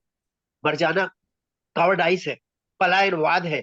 मर जाने आया नहीं, खेल 1 मिनट में छोड़ दिया मैंने, नहीं खेलूंगा, बच्चे को खेलना सिखाइए, उसको बताइए जिंदगी खेल है, पढ़ाई भी खेल है, उसको हर चीज को खेल की तरह लेने सिखाइए। यही मजा है, यही स्पोर्ट्स स्पिरिट है, लाइफ में बड़ी जरूरी है। आपके अंदर नहीं होगी तो आपके बच्चों के अंदर कैसी होगी? पहले अपने अंदर लाइए ना उस जिंदगी की जीवंतता, वो ऑप्टिमिज्म, वो आशावाद, वो लाइए, वो जिंदगी से प्यार जिंदा कीजिए अपने भीतर। फिर अपने बच्चों को बताइए कि छोटी छोटी परेशानियां, बड़ा घर छूट जाएगा कोई बात नहीं, छोटा घर किराए पे ले लेंगे, बड़ी नौकरी चली जाएगी कोई बात नहीं, छोटी नौकरी ले लेंगे, लेकिन बेटा हम लोग बहुत खुश हैं, हम एक दूसरे के साथ हैं, हम सब बहुत खुश हैं, सूखी रोटी खा लेते हैं, आराम से रोड पे निकलते हैं, हम जेल में बंद नहीं है, हमको लोग गाली नहीं देते, हमें लोग पत्थर नहीं मारते, हम बदनाम नहीं है, हम दागी नहीं है, हम एक शांत आराम की जिंदगी जी रहे हैं। इससे बड़ी खुशी क्या हो सकती है? हम क्यों करोड़पति बनना सिखाते हैं अपने बच्चों को? करोड़पति कितने इस दुनिया में, 8 अरब लोगों में गिन के बताइए मुझे, और मरने वालों की तादाद मुझे बताइए। अगर वो बच्चे मरते हैं तो तकलीफ होती है, बड़े मरते हैं तो अफसोस होता है, क्या दुर्बुद्धि है, दुर्मति है तुम्हारी, जिंदगी की कीमत नहीं जान पाए। लेकिन जब बच्चे मरते हैं तब फिर उन्हीं लोगों को जो उनके माँ बाप है गाली देने का मन करता है। क्यों नहीं सिखा पाए तुम अपने बच्चों को जिंदगी की कदर? बहुत बड़ी है जिंदगी, बहुत खुशियां हैं इसमें, बहुत कामयाबियां हैं इसमें, ये सिलसिला है। छोटी छोटे कांटे गड़ जाते हैं पैरों पर, तो तुम चलना नहीं छोड़ देते दोस्तों। यही बताओ, बस यही मुझे आपसे कहना था। अपने बच्चे को रैंकर मत बनाओ, उसको टॉप रैंकिंग स्टूडेंट मत बनाओ, उसको बैंकर बनाओ। पैसा लेके आए वो आपके घर में, कैसे भी लाए, काम की प्रतिष्ठा सिखाओ उसको, labour of respect of work, respect of labour सिखाइए उसको। छोटा काम करेगा, रेडी लगाएगा, इज्जत से गुनगुना कर गाने गाएगा, 10 पैसे 10 रुपए घर में कमा के लाएगा, और वो उसको आके बच्चों के साथ बैठ करके साथ में 4 सूखी रोटियां खाएगा और हंसेगा, कह के लगाएगा। यही जिंदगी है। और स्ट्रेस में दब के आएगा, गोली खा के सो जाएगा, और सुबह भागता हुआ वापस जाएगा। उसके बाद में ये हो गया वो हो गया, हाय हाय करेगा, बीवी से लड़ेगा, पड़ोसी से लड़ेगा, और जिससे मिलेगा उसकी जिंदगी बर्बाद करेगा। शक्ल देख के लोग कहेंगे मनुष्य कहाँ से आ गया। ये जिंदगी नहीं होती। पहले आप जिंदा रहना सीखिए, फिर अपने बच्चों को बताइए जिंदगी क्या होती है और जिंदा कैसे रहा जाए। बस। जी सर, इस पहलू पर अपने अपने विचार दिए कि जिंदगी ज्यादा इम्पोर्टेंट है डेथ से। उसमें माँ बाप का रोल बार बार सबका यही आ रहा है कि माता पिता का बहुत ज्यादा इंपॉर्टेंट रोल है इसमें उन्हें सिखाने में। तो मैं यहाँ थोड़ा सा हाईलाइट करना चाहूंगी कोटा, क्योंकि आज हमारा मुद्दा यही है कि कोटा फैक्ट्री के ऊपर। तो कोटा की जो ये जो चल रही है ना वहां पर, उसका जो मैंने रिसर्च किया, जाना समझा उसके बारे में। तो अभी आपने दो वर्ड्स यूज किए, रैंकर और बैंकर। वहां पे ये टर्मिनोलॉजी है कोटा की है, लेकिन वो दूसरे संदर्भ में है। जैसे स्कूलों में जब पीटीएम होती है, रिजल्ट डिक्लेरेशन होता है, तो बता दिया जाता है, ऑनेस्टली बता दिया जाता है कि बच्चा कहाँ स्टैंड करता है। हालांकि अनुराग सर ने कहा कि बोर्ड में रिजल्ट थोड़ा सा बढ़ाकर बताते हैं, और ये मैं उनसे अग्री करती हूँ, बिल्कुल सही बात है कि 99% जिसके नहीं डिजर्विंग होते वो भी ले आता है। और फिर जिसे कहते हैं ना कि चने की झाड़ पर चढ़ना, माता पिता भी चढ़ जाते हैं और बच्चा भी चढ़ जाता है। जो एक्चुअल वो जहाँ स्टैंड करता है वो उससे ज्यादा अपनी मतलब रीच से ज्यादा के ऊंचे सपने देखने लगता है, और यहीं से प्रॉब्लम शुरू हो जाती है। ये देखा देखी वाला जो इम्पैक्ट होता है ना, ये ज्यादा प्रॉब्लम क्रिएट कर रहा है। रैंकर और बैंकर कोटा में इसलिए यूज होते हैं कि जैसे ये एंट्रेंस टेस्ट लेते हैं ना कोचिंग सेंटर वहां पर, तो वहां पे एक छलावा वर्ड जैसे हम जानते हैं सभी को, तो एक इल्यूजन क्रिएट कर दिया जाता है। और वो कैसा होता है कि जो उन्हें पता चल जाता है कि कौन इसमें से रैंकर है। तो रैंकर यानी कि जो अच्छा बच्चा है पढ़ने में, उसके लिए अलग बैचेस बन गए, उनके लिए अलग स्पेशल टीचर्स रख दिए गए। और कभी कभी तो उन्हें पता होता है कि ये हमारा नाम करने वाला सपूत बनेगा, ये हमारे यहाँ जो कोचिंग में पढ़ने आया है, तो उसको कभी कभी सब कुछ उसकी एजुकेशन फ्री भी कर देते हैं, उसे सारी सुविधाएं वहां पर दी जाती हैं। दूसरे बच्चे जिनको ने साफ साफ पता चल जाता है कि जिंदगी में कभी ये इस एग्जाम को क्लियर ही नहीं कर पाएंगे, ये इंजीनियर नहीं बनने के लायक है, लेकिन वो उन्हें सच बताने की बजाय, जैसे कि यदि डॉक्टर आपको झूठ बता दे आपकी बीमारी को डायग्नोस ना करके, जैसे कभी फिर कभी करेंगे इसके ऊपर, आज का टॉपिक नहीं है कि मेडिकल में भी ये बड़ा घोटाला हो रहा है कि चल रहा है ये, तो ऐसे ही यहाँ पर चल रहा है ये शिक्षा के क्षेत्र में, कोचिंग में। वहां पर वो क्या करते हैं, इन बच्चों को उन्हें पता है कि ये कर नहीं पाएंगे, लेकिन उन्हें सच ना बताकर उन्हें वो कह देते हैं, एक टर्म दे देते हैं बैंकर। वो बच्चा साल दर साल जो है वो, तो वो क्या करता चला जाता है कि बस तैयारी पे तैयारी, तो एक इस साल नहीं हुआ, दूसरी साल कर लूं, तीसरी साल कर लूं, ऊपर से कर्जे का बोझ जो है वो उनके सर पर आता चला जाता है। तो बच्चा दबाव में आता चला जाता है, तो ये बैंकर होते हैं। और फिर ये जो मोटिवेशनल, मतलब मोटिवेशन हर समय जरूरत नहीं होता ना, आपको रियलिटी चेक भी करना जरूरी होता है। तो यहाँ पर उनको क्या कर दिया जाता है कि रियलिटी चेक नहीं, मोटिवेशनल स्पीचेस दी जाती हैं, झूठी छदम, you can do it, you can do it, क्योंकि उन्हें ये डर लगता है कि बैंकर मेरे हाथों से ना निकल जाए। यहीं से तो उनका पैसा हारा होता है, जो बच्चे कई कई साल वहां पर अपने साल बिताते रहते हैं जीवन के।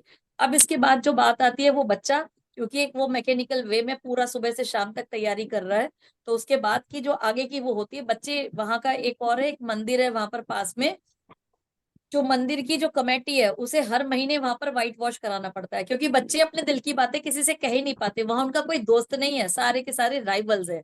उन्हें लगता है कि ये इस बैच से निकलेगा तो मैं उस बैच में जाऊंगा हाई वाले में।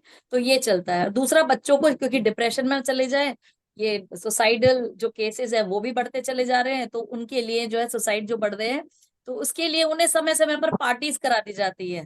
पार्टीज में जिससे कि एंगेज रहेगा बच्चा। इसके अलावा और जो दो चीजें अब वहां पर एंटर कर चुकी है, जो बच्चों के लिए बहुत बड़े डिस्ट्रैक्शंस है, जो बच्चे अच्छा नहीं कर पा रहे, ड्रग्स वहां पर बहुत ज्यादा, हालांकि ये सब शहरों में चल रहा है ड्रग्स का रैकेट, लेकिन वहां कोटा में आ चुका है। दूसरा, वहां पर एक जो ये पॉश वाला जो लाइफ होती है, लग्जूरियस लाइफ स्टाइल, मॉल्स खुल चुके हैं वहां पर। तो यानी कि और भी जिस तरह की गंदगी जो कि मैं यहाँ मेंशन नहीं करना चाहती हूँ, और जो बच्चे की मतलब डेवलपमेंट के लिए बिल्कुल अच्छा नहीं है, वो सारी चीजें आ चुकी है। अनुराग सर, मैं आपको फिर से इसी में ऐड करना चाहूंगी। मेरा प्रश्न यही है सर कि ये छलावा जो है, हम जैसे स्कूलों में भी तो सच बताते हैं कि बच्चा कहाँ स्टैंड करता है, आराम से बताते, तो क्यों नहीं ये कोचिंग सेंटर बताते, या फिर क्यों नहीं इसके अगेंस्ट, माता पिता का तो है ही इसमें रोल इसका सबसे इसका बड़ा। जवाब मैं देता हूं मैम आपको, और ये मैं रोज झेलता हूं। जी कोचिंग सेंटर इसलिए सच नहीं बताते क्योंकि अगर वो सच बताएंगे तो पेरेंट्स ये नहीं मानेंगे कि बच्चा बेवकूफ है, वो बोलेंगे आपको पढ़ाना नहीं आता, दूसरी कोचिंग सेंटर में डाल देंगे। ये एक बहुत जी बड़ा रीजन है। और ये आईआईटी और नीट की तो बहुत बड़ी बात हो गई। ये जो बच्चे छठी सातवीं आठवीं में पढ़ते हैं ना, तो आप भी टीचर हैं, आपको आता होगा सब, कोचिंग में तो बहुत अच्छे नंबर आ रहे हैं इसके, लेकिन आपके स्कूल के एग्जाम में तो पास नहीं कर पा रहा ये। ऐसा एक कॉमन एक प्रॉब्लम आती है। और उसका रीजन हम्म, सिर्फ यही है कि कोचिंग के एग्जाम में अगर वो फेल दिखाया गया तो कोचिंग चेंज हो जाएगी, क्योंकि कोचिंग स्कूल चेंज करना थोड़ा मुश्किल है, एकदम आप बीच में से नहीं निकाल सकते। कोचिंग चेंज करना तो बड़ा आसान है, तो हर आदमी कोचिंग कर रहा है। तो ये एक रीजन है कि नहीं, हम सच नहीं बताएंगे। अगर सच पता चल गया माँ बाप को तो वो कोचिंग बदल देगा। That is one of the reasons. और जो बैंकर और वो रैंकर की जो बात करी थी, बिल्कुल सही है। मैंने पहले भी अब कहा था, 1% लोग होते हैं जो सिलेक्ट होते हैं, 99% फीस भरते हैं उनकी। ठीक है। और अगर अगर वो और उनकी कोचिंग जो चल रही है, जो जो इतना एडवर्टीजमेंट और ये हो रहा है, ये वो 99% लोगों के कारण ही हो रहा है, 1% बच्चों के कारण नहीं हो रहा है। वो फीस जी, देते नहीं, क्योंकि उनको तो वो फ्री ही पढ़ाते हैं, क्योंकि स्कॉलरशिप में फ्री कर देते हैं। तो वो एक हम्म, परसेंट सिलेक्ट होते हैं, 99% पैसा देते हैं। ये एक बात है। और एक दूसरी बात जो मेरे दिमाग में आई सबकी बात सुन के, कि एक जमाना था हमारे पिताजी, उससे मैं बात करता था, अब तो वो नहीं है दुनिया में, तो बेरोजगारी पे बात होती थी कि बेरोजगारी इतनी क्यों फैल रही है। ठीक है। तो वो कहते थे, बेटा जब हम बढ़ रहे थे, पढ़ रहे थे, तो एक कॉमन ट्रेंड होता था कि बाप का प्रोफेशन बेटा अपना लेता था बिना कुछ सोचे समझे। अगर जी, बाप जो काम कर रहा है बेटा वही काम करता था, तो कभी किसी को खाली हमने नहीं देखा। ठीक है। जी, आजकल थोड़ा ट्रेंड बदल चुका है। तो ये एक मतलब थॉट है, मैं ये इसको सपोर्ट नहीं करता, क्योंकि चीजें भी बदल चुकी हैं। उस जमाने में और इस जमाने में जमीन आसमान का अंतर है। बट ये भी है कि नॉर्मली जो अगर मानिए कोई बिजनेसमैन है, वो भी प्रेशर दे रहा है अपने बच्चे पे कि तुम इंजीनियर ही बनो। हम्म, ठीक है। और जैसे मैं अपनी बात करूं तो मैंने अपने बेटे से कहा, तुम्हें जो करना है करना है, अच्छी पढ़ाई कर लेना, एक लेवल पे पहुंच जाना, फिर तुम्हें जो करना है कर लेना। अब तुम इंजीनियर बनना है, डॉक्टर बनना है, लॉयर बनना है, या एक्सवाइजेड कुछ भी करना है, अच्छी जगह से पढ़ लेना, बस इतना मेरा कहना है। बाकी तुम कोई भी डिग्री करो, उससे फर्क नहीं पड़ता हमको, लेकिन ऐसा हो कि हाँ पढ़ लो बस। तो ये बात अगर माँ बाप कॉन्फिडेंस से कह देना कि कोई बात नहीं, इतना कर लो, बाकी देखी जी, जाएगी, ये बहुत बड़ा सपोर्ट है बच्चों के लिए। वही वाली बात जी, कहते हैं कि हम जो सर ने कहा, मैं हमेशा कहता हूं कि जीतना तो हर कोई सिखाता है, हार को पचाना कोई नहीं सिखाता। बच्चों को हार को पचाना सिखाइए, और ABC प्लान बनाना सिखाइए, फेलियर प्लान डिस्कस करिए, सुसाइड्स खत्म ही हो जाएंगे, कंप्लीटली खत्म हो जाएंगे। जी, इस जी सर, कारण से। इसमें जी राइट। हार वाली बात पे मैं कहूँ तो आप लोगों की बातें सुनकर मुझे आ रहा है, और जितना मैं आप लोगों को सभी को जानती हूँ, और मैंने स्टार्टिंग में भी कहा था शो के, कि आप लोग स्टैंड करते हैं एक जगह पर, मतलब अपने अपने फील्ड में दिग्गज है। तो स्ट्रगल करना सबसे बड़ी बात है, कि यदि मैं इसमें ऐड करूँ कि स्ट्रगल करना सिखाएं अपने बच्चों को, तो बहुत अच्छा रहेगा। क्योंकि life is not a bed of roses. और एक जो शीतल मैम ने कहा था कि जो एंजॉय करना अपने काम को, और शशि सर ने भी कहा था कि आप अपने यदि काम को एंजॉय कर रहे होंगे, उन्होंने कहा था ना कि भरतनाट्यम छोटी उम्र से ही सीखना शुरू कर दिया, यानी कि जिसमें हमारा इंटरेस्ट है, हम बचपन से उस काम को करते हैं, तो वो हमें बर्डन नहीं लगता, और हम उसमें प्रोफिशिएंट भी हो जाते हैं। ये बात आपने बिल्कुल सही कहा। शशि सर, आप क्या कहेंगे इसमें? पहली बात तो यह है कि मनीषा जी, मैं फिर पॉल्यूशन दोबारा पूछ रहे बोलूंगा जी, कि जी, जी, मैं दोबारा ये बोलूंगा कि the only reason these suicides are happening because of parents. There's no other. We should not blame anybody else. कोई और रीजन है ही बिल्कुल नहीं, है ना। बिल्कुल कोटा बिल्कुल फैक्ट्री हो या कोई भी चीज जगह हो, हम लोग अपने गिल्ट कॉन्शियस को छुपा रहे हैं, है ना। जी, हमने बच्चे को अपना जीवन जीना सिखा रहे थे, और उसमें उसका बोझ वो उठा नहीं पाया, तो naturally he will try not to tell you. He will never tell you, and then this pressure will become so big that he will ultimately not be able to, you know, bear this pressure. वो जाके cut के मर जाएगा। तो ये तो बहुत गलत बात है। और दूसरी बात जहां तक है कि पैशन, अगर जो आपको पैशन है ना, तो मैंने बात की ना शंकर जीवाल की, सिविल सर्विस तैयारी करके वो DGP बना, उसी कैलिबर का आदमी, वो उसने ARS दी, आत्माराम सनातन धर्म से ग्रेजुएशन किया। इस समय शंकर जीवाल से 10 गुना ज्यादा कमाता है ना। और हम लोग उस समय फुटबॉल खेलते थे, साथ में जाके शाम को कॉलेज से आने के बाद, स्कूल से आने के बाद खेलते थे। हम लोग को वो स्ट्रेस, दूसरा फैमिली का यूनिफाइड फैमिली का मजा मिलता था। ये बच्चों को हमने जो अकेला कर दिया, और एक बच्चा, दो बच्चे, है ना, आपस में बात ही नहीं कर सकते हैं। कहाँ से स्ट्रेस जाएगा इनका, पेरेंट्स से हिम्मत नहीं होती बात करने की। तो हम लोगों को, मैं अभी ना ये बहुत बढ़िया अवेलेबल इंटरनेशनल स्कूल है, उसमें मेरे को चीफ गेस्ट बुलाया था, तो वहां पे सिर्फ मैंने 3 ही बातें की थी, उतने सारे अच्छे यंग बच्चे घूम रहे थे वहां पे, 3 ही बातें की थी। बहुत सबसे पहले तो आप एंजॉय करना शुरू करो पढ़ाई को, सबसे अच्छा जी टाइम है ये, आप इसको एंजॉय करो, इसमें कोई कंपटीशन मत करो। जहां आपने एंजॉय करना शुरू किया, you will become excellent in that.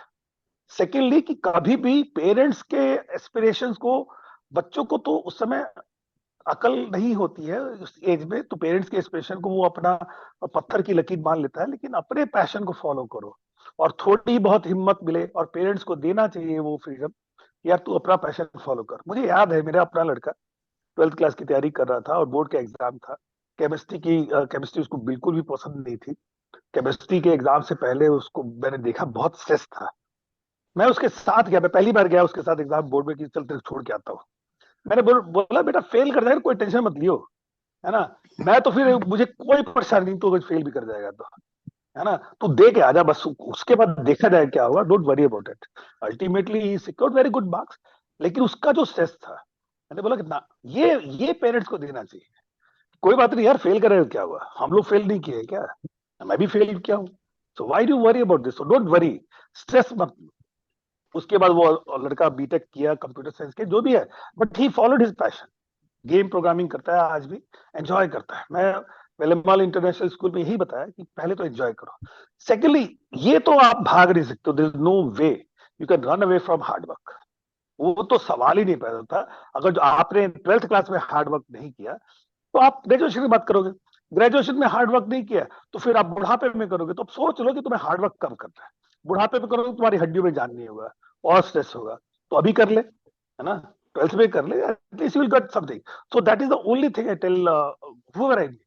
और थर्ड थिंग है कि यार ये जो समय होता है ना, ये समय एक जो स्कूल के टाइम का समय होता है, कॉलेज के टाइम से होता है, जो कोटा का समय होता है, उसमें दोस्त बनाओ, लास्ट में सिर्फ दोस्त ही रह जाते हैं, और वो जितना आपको सपोर्ट करेंगे, वो जितना आपको दम देंगे, वो जितना आपको स्ट्रांग बनाएंगे, वो पेरेंट्स उस समय नहीं रहेंगे तुम्हारे साथ। तो ये बनाओ। तो 3 चीजें अगर आप स्कूल के टाइम में कर लिए, तो कोई रीजन ही नहीं है कि आप सुसाइड करने की तरफ भागोगे। और यही मैं वैदिक कल्चर की बात करते, शीतल मैम बोल रही थी कि जीवन और जीविका बहुत अच्छा शब्द है और बहुत अच्छी चीजें बात थी, लेकिन हम लोग कोटा फैक्ट्री के संदर्भ में ना जीविका की बात नहीं कर रहे हैं, सॉरी जीवन की बात नहीं कर रहे, जीविका की बात कर रहे हैं। अगर जिस दिन जीविका पे टॉपिक होगा तो मैं भगवत गीता पे किताब लिखता हूँ, तो मैं पढ़ूंगा, वो बोलूंगा, लेकिन इस समय जीविका की बात हो रही है, उसके लिए आपको हार्डवर्क, सिंसियरिटी, डेडिकेशन, तीनों चीजें होनी चाहिए। और प्लस एंजॉय अगर जो नहीं कर रहे हो तो बॉस, पेरेंट्स से थोड़ी हिम्मत निकालो, और पेरेंट्स को यह मौका देना चाहिए बच्चे की हिम्मत निकालने की, वो बोल सके पापा मैं तो, मेरे को ड्राइंग ड्राइंग बहुत पसंद है, लेट मी पेंट। आपने पिक्चर पता नहीं देखी नहीं देखी, लेकिन छिछोरे देखिए, हाँ छिछोरे एक छिछोरे। इतनी अच्छी पिक्चर थी, जी। है ना, तो इतनी अच्छी पिक्चर थी, उसमें लड़का सुसाइड करता है, सेम चीज आप लोग जो बात कर रहे हैं, पेरेंट्स को देना हम्म। चाहिए। पेरेंट तब जगते हैं उस समय जब उसने सुसाइड कर लिया, तब जगते हैं डिवोर्स पेरेंट्स कि यार ये तो क्या हो गया। वो एक खुशनुमा पिक्चर थी इसलिए, लेकिन ये तो हो रहा है ना, 26 बच्चों की फैमिली का क्या हाल होगा, आप तो सोच भी नहीं सकते जी ना, हमने देखा है ये सब। तो आप जी पेरेंट्स को जस्ट वो थोड़ा सा एक स्पेस देना चाहिए बच्चे को, यार बोल सके, दैट्स ऑल आई से। मेरा बहुत मतलब बहुत टची टॉपिक है, इसलिए मैं ज्यादा भूलूं इसमें। जी जी जी सर, ये इसीलिए ही मैंने ये थैंक यू, टॉपिक लिया, थैंक यू। क्योंकि जब मैंने ये देखा था तो मतलब एकदम से हार्ट रेंचिंग वाला है कि बच्चे अभी जीना शुरू भी नहीं कर पाते और वो खत्म कर रहे हैं, और उनकी प्रॉब्लम को कोई समझने वाला नहीं है। मतलब जैसे एक तरीके से हमने मशीन के खुद ही हम एक तरीके से वहां भेज रहे हैं। अभी आप सब लोगों के डिस्कशन में ये बात है कि पेरेंट्स खुद भेज रहे हैं वहां पर। वो तो कोटा फैक्ट्री खुलेंगी, आप लोगों ने कहा ऐसे पता नहीं कितनी फैक्ट्री खुली हुई है, खुलेंगी, लेकिन ये तो हमारा है ना कि हम अपने बच्चे की सेफ्टी करें, कैसे करें। और बच्चे को ये सारी चीजें घर से ही सिखानी हाँ मनीषा पड़ेंगी। वही, जी मनीषा वही बोला ना मैंने कि ये डिमांड और सप्लाई है, बेसिकली डिमांड और सप्लाई जी है जी ना। आप डिमांड करें तो सप्लाई तो कोटा फैक्ट्री या फिर नागपुर फैक्ट्री या फिर जेएनयू में, जैसे सर पढ़े हुए जेएनयू से, जेएनयू में आप देख लीजिए जाके रात को 2-2 बजे तक क्या होता है। जेएनयू में खूब घुमाऊं रहा हूँ, मेरे काफी सारे दोस्त सिविल सर्विस की तैयारी करते थे, जेएनयू में ये हाल है है ना। वहां चूंकि मेच्योर्ड बच्चे होते हैं तो सुसाइड नहीं करते हैं ना, थोड़ा कम करते हैं या फिर नहीं आता है, कुछ लोग करते हैं। तो डिमांड एंड सप्लाई, ये blame, there is only the only one group is to blame, that is parents, that's all. Kota ji is, जी। वो हम टोपी घुमा रहे हैं, किसी और का ब्लेम और गिल्ट किसी और को फैला रहे जी हम्म। जी, जैसे अनुराग सर ने कहा ना कि वो स्टार्टिंग में उन्होंने वो बताया था कि अभी बच्चे का जन्म नहीं हुआ, 2 साल का बच्चा है और वो लाइन लगी हुई है रजिस्ट्रेशन के लिए कि अच्छा अभी आपका जन्म नहीं हुआ बच्चे का तो दूसरे के लिए अभी से आप। ये जो एक मानसिकता पेरेंट्स की हो चुकी है, तो मुझे तो लगता है कि parenting is also an art, और पेरेंट्स की सबसे पहले काउंसलिंग होना चाहिए। काउंसलिंग सेशन जैसे बच्चों के होते हैं उससे पहले तो पेरेंट्स की होनी चाहिए, मुझे लगता है। हैं। यहाँ बिल्कुल, पर बहुत अच्छा, बहुत। पारिजात अरे सर बहुत आप। अच्छी, अरे बहुत अच्छी बात कही। मैं बार बार कहूंगा उन पेरेंट्स की काउंसलिंग होनी चाहिए। इनको कहना चाहिए कि आपने बच्चे तो पैदा कर दिए, आपको बच्चों को पालना आता है।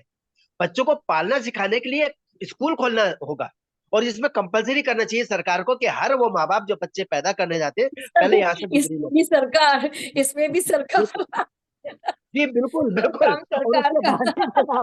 उसके बाद ही आप माता पिता बन सकते हैं, नहीं तो आपको अधिकार नहीं है। क्योंकि आपका बच्चा ऐसा कोटा फैक्ट्री में जाकर, दिल्ली के मुखर्जी नगर में जाके या बक्सर में जाके या डीएम बन के मर जाएगा, ये मंजूर नहीं है। बहुत अच्छी बात कही शीतल जी ने, कितनी अच्छी बात कही। बार बार प्रणाम मुझे मेरा उनको। जीविका की बात करते हैं, जीवन की बात नहीं। जीवन का एक छोटा सा हिस्सा है जीविका। 2 बार रोटी खाते हैं हम सुबह से शाम तक, 2 बार उतनी देर के लिए जीविका है, और बाकी जीवन बहुत बड़ा है। 24 घंटों का जीवन, एक हमारे मित्र ने बहुत अच्छा कहा था। आज को नहीं देखते हम। यही तो बात है, ये भी सिखाना होगा जीवन कैसे जिया जाता है, आगे के सपनों में जिया जाता है। सपनों के चक्कर में अपनों को मत खो देना। सपने अपनों को भी सपना बना देते हैं। ये सपने बड़े छलावा है जो आपने बात कही। ये छलावा फैक्ट्री जो कोटा की है, जो सिस्टम का ये छलावा है, इसको हम सबको मिलकर के अपने अपने स्तर पर, अपने अपने परिवारों में, अपने अपने क्षेत्रों में, अपने अपने मोहल्लों में इसका विरोध करना है, इसको नेस्तो नाबूद करना है। मैं बार बार कह रहा हूँ, क्योंकि किसी भी उस माँ बाप से जाके आप मिलिए जिसके बच्चे ने सुइसाइड किया है, तो उसके दर्द को आप बयान नहीं कर पाएंगे। और अगर आपने अपने सीने में महसूस करने की कोशिश की तो अपने आंसुओं को नहीं रोक पाएंगे। मैं बता रहा हूँ, अगर आप माँ बाप हैं तो। अगर आप माँ बाप नहीं है तो कोई बात नहीं, लेकिन अगर आप इंसान है तो भी शायद इस पीड़ा को आप समझ जाएंगे। जीवन और जीविका का अंतर बहुत बड़ा है। बहुत अच्छी बात कही अभी अभी सर ने कि जिस दिन जीवन पर बात जीविका की बात होगी तो भगवत गीता सुनाऊंगा, भगवत गीता पर बोलूंगा। मेरा भी प्रिय विषय है भगवत गीता, भगवान कृष्ण का छोटा सा भक्त हूँ। कर्मण्येवाधिकारस्ते से माँ फलेषु कदाचन माँ कर्मफल हेतुर्भुः माते संगोत्सव कर्मणि। ये जीवन का गीता का सूत्र जीवन के हर क्षेत्र में लगता है। हर क्षेत्र में ये आपको स्पोर्ट्स में स्पिरिट देता है। कहता है अरे यार फर्क नहीं पड़ता इससे कि क्या परिणाम है, परिणाम पर मत सोचो, काम करो, काम को एंजॉय करो। कभी पूछा है अपने बच्चों से मजा आ रहा है तुम्हें पढ़ने में? जब बच्चों को पढ़ने में मजा नहीं आएगा तो कौन सा तीर मारेंगे, दबाव में वो क्या कर लेंगे, कुछ नहीं कर पाएंगे। जब मजा आएगा उनको ये बताओ कि सारे एक फील्ड में ही जाके क्यों जाना चाहते हो। तुम्हारे अंदर का जो हुनर है हो सकता है किसी और फील्ड का हो, तुम और किसी फील्ड के टॉपर, लीडर और हीरो बन सकते हो। वो ढूंढो, उससे करो। जो चीज आपको पसंद है ना, उसमें आपका कोई हाथ नहीं पकड़। अपने बच्चों की पसंद उनसे पूछिए या आप ढूंढ निकालिए, उनको गीता सिखाइए। बहुत अच्छी बात कही शीतल जी ने और उन्होंने भी, कि उनको धर्म से जीवन को जोड़ना है। तो हमारा धर्म, हमारे जीवन, हिंदू धर्म है क्या? जीवन जीने का की कला है, जीवन जीने का तरीका है, वे ऑफ लाइफ है हिंदुइज्म। एक जी किताब में लिखी बिल्कुल। हुई कोई वो कहना चाहिए नियम कायदे की प्रणाली नहीं है जिसको मानना ही पड़ेगा। ये स्वतंत्रता है, ये जीवन की स्वतंत्रता है। इसमें यह सिखाया जाता है कि कर्म महत्वपूर्ण है, कर्म का परिणाम नहीं। इसलिए मैं कहूंगा बहुत अच्छा हमारा सिस्टम था पुराने जमाने, गुरुकुल होते थे, गुरु के शरण में रहते थे, गुरु उन्हें सुबह से शाम तक जीवन जीना सिखाते थे, वही रहते थे, खड़े रहते थे। अभी कितना अच्छा किसी ने बताया, मैं आप लोगों का बार बार नाम भूल जाता हूँ, लेकिन आभार है, बहुत कुछ मुझे सीखने को मिला आप लोगों से। कि हमारी जो जीवन जीने का जो हमारा तरीका था, हमारी जीवन शैली जो थी, उसमें एक संयुक्त परिवार नाम की चीज भी हुआ करती थी, जिसमें सब एक दूसरे को काउंसिल करते थे, सब एक बच्चे भी होते थे, एक दूसरे को संभाल लेते थे, मैनेज पारिजात कर सर, लेते थे। कॉल जी आ रही है, जी शायद आपकी वॉइस नहीं आ पा रही सर। जी, कोई बात नहीं, चलिए मैं अपनी बात सर खत्म कर वॉइस लेता हूँ। नहीं आ रही। जी जी जी, मैं अपनी बात खत्म कर लेता हूँ। मुझे लगता है कि कहीं से वॉइस नहीं आ कॉल रही आ रही सर। है। पारिजात सर, नॉट जी जी ऑडिबल। जी, हाँ हाँ आप बोलिए, जी जी आप। अनम्यूट करिए, नहीं मनीषा जी, अनम्यूट। हम लोग सुन पा रहे हैं। नहीं वो मनीषा सुन जी पा हम रहे लोग सुन पा रहे हैं। ये किस अच्छा अच्छा, अभी अभी ये- आप नहीं, पारिजात सर बोल रहे थे, शशिधर सर की भी नहीं आ रही अब अभी। ऑफ हो गया। हाँ, अब सही है। हाँ जी जी जी जी। मैं तब तक अनुराग सर आपसे बात करती हूँ। आपने बड़ा अच्छा पॉइंट दिया Anurag sir. Am I audible to you Anurag sir? Manisha ji मुझे थोड़ा जाना है, मेरे को और एक अलग बस कॉल है 2 मिनट है ना? बस। तो जी अगर जी जो आप जी। इजाजत दें तो। हाँ, नहीं नहीं, बस थोड़ा सा टाइम है सर। अनुराग सर, क्या आप मुझे सुन सकते हैं? जी मैं आपसे बात करती हूँ शशिधर शर्मा जी से। एक बस लास्ट कमेंट चाहूंगी Shashidhar sir. Shashidhar sir, last comment. हाँ जी, आपसे हाँ बोलिए बोलिए। जी लास्ट कमेंट हाँ। चाहिए। मैंने कहा आप जैसे अभी अनुराग सर ने एक पॉइंट उठाया बड़ा अच्छा, कि जो पिता का काम बेटा ही करता था, तो ये बड़ा एक अच्छा पॉइंट मुझे लगा कि जो एक ये डर है, भय है, तो ये हमारे पुराने, जब बचपन से बच्चा घर में जो काम हो रहा होता है, तो जब तक वो बड़ा होता है उसमें एक्सपर्ट हो जाता है। पढ़ाई एक अलग चीज है, और जब हम जीविका की बात कर रहे हैं तो प्रोफेशन अपनाना एक अलग चीज है। तो बचपन से घर में जो काम हो रहे होते हैं, जैसा माहौल होता है, उस काम को सीखना, एब्जॉर्व करना, एसिमुलेट करना, वो उस बच्चे के लिए भी बड़ा आसान होता है। इसी पर मैं आपकी व्यूज चाहती थी। नहीं नहीं, तो हाँ, तो मनीषा जी वो बात सही थी कि पुराने जमाने में हमारे समय में अगर जी जो आप जी जी। डॉक्टर इंजीनियर या फिर रेलवेज में या फिर गवर्नमेंट जॉब नहीं मिली, तो आपका जी। क्या है कि जो पिताजी काम कर रहे हैं उसे करना चाहिए। हाँ हाँ लेकिन हाँ। अभी हम लोग इंडिया एज अ कंट्री, हम लोग बहुत विकास के पथ मार्ग पे हैं। तो यहाँ पे अभी जॉब की कमी ही नहीं है। आपको अगर हम्म डॉक्टर इंजीनियर ही नहीं है यहाँ पे, आप अगर जो कोई भी काम कर रहे हैं तो आपको हम्म। 30 से 40 हजार रुपए तो इनिशियल सैलरी मिल जाती है, जिससे आपका काम चल जाता है। तो अभी जी कोई जी जरूरी जी, नहीं कि आपके पेरेंट्स जो कर रहे हैं उसको आप फॉलो करो। वही करना जरूरी है। मतलब this no dearth of opportunity in the country of ours, है ना? तो हमारे पास ऑप्शन नहीं है उस समय। इसलिए बोला जाता था कि आप पिताजी की दुकान है वहां पे लग जाना, है ना, क्योंकि और भी जी ऑप्शन नहीं था। अभी ढेर सारे ऑप्शन है, कोई प्रॉब्लम ही नहीं है। आप अगर जो बढ़िया से गाड़ी चलाते हैं ना, तो ओला उबर वाले 50 हजार रुपये कमा लेते हैं हर महीना। तो आपको हम्म। जीविका की प्रॉब्लम नहीं है, आपको खाने पीने की दिक्कत नहीं है। You can always earn. तो ये सिस्टम है जहां पे पुश करते हैं, सिर्फ पेरेंट्स पुश करते हैं अपनी एस्पिरेशंस के लिए। हाँ ठीक है, वो मैं समझता हूँ कि अगर जो आईआईटी से है आप, आईएम से हैं आप और एमआईटी किए हुए हैं, तो आपको 5 करोड़ 10 करोड़ का सैलरी पैकेज मिल जाता है ना? लेकिन वो पैसा एक लेवल के बाद उसकी कोई वैल्यू नहीं होती है ना? अगर जो जी, आप एंजॉय ये नहीं आपने कर रहे बड़ा काम अच्छा को, पॉइंट आप कहा। 8 घंटा काम कर रहे हैं, 1/3 of your life you are जी स्पेंडिंग, है ना? तो 1/3 of your life you are going to spend जहां पे टॉक्सिक एनवायरनमेंट है, आपका स्ट्रेस है। तो I don't think that is worth it. आपको अगर जो 5 लाख 10 लाख से काम चल रहा है, तो आप 5 करोड़ 10 लाख करोड़ की बात सोचना नहीं चाहिए। और ये संतोषम परम सुखम तो हम लोग सनातन से सुनते चले आ रहे हैं। संतोष हम्म, होना बहुत जरूरी है, और वही जी मैं चाहता हूँ कि हमारे परिवार में मिले और हमारे परिवार के बच्चों में है। और हम एक स्पेस तो देना बहुत जरूरी है पेरेंट्स को, अपने बच्चे को जी अपनी विचारों की अभिव्यक्ति करने के लिए। उनको इतना जी आतंक मत कर दो उनके दिमाग में कि वो आपसे बात न कर पाए, और वो जी आतंक आपके अपने अपने दम्भ और अपने एस्पिरेशन से आता है। आप उसको जी थोपते हो, वो छोड़ दो, बस उतना ही काफी है। तो ये कोटा में सुनने की बात नहीं आएगी, कोटा जैसे फैक्ट्रियां नहीं चलेंगी उसके बाद, है ना? तो यही मैं कहना चाहता हूँ, लास्ट वर्ड्स। जी जी जी, बहुत वैल्यूएबल टिप्स दिए आपने सर, बहुत अच्छी बात की। अनुराग सर, क्या ऑडिबल है सर? आप मुझे सुन सकते हैं अनुराग सर? हाँ हाँ, सुन पा रहा हूँ, मैं हाँ सुन जी पा रहा हूँ। सर, मैं आपसे हाँ इसी पॉइंट पे आ रही थी। अभी शशिधर शर्मा जी ने भी इसी पर कहा। आपने जैसे ये पॉइंट मेंशन किया ना, तो ये बहुत अच्छा लगा मुझे कि मतलब जो एक्सपर्टीज वाली जो बात होती थी, कि पहले यही होता था ना, कि जो बचपन से घर में काम होता चला आ रहा है, पुश्तैनी, मतलब जनरेशन टू जनरेशन जो काम चल रहे हैं, तो उसमें वो एक्सपर्ट हो जाता था बच्चा, बड़ी जल्दी वो सेटल्ड हो जाता था। अभी एक और जो प्रॉब्लम आ रही है, कि जैसे लोन लेकर पढ़ाई कर रहे हैं, तो फिर जैसे ही जॉब मिलेगा तो उसे एक ये भी तो माइनस पॉइंट होता है ना, इसी प्रेशर से भी सुसाइड का एक कारण आ रहा है।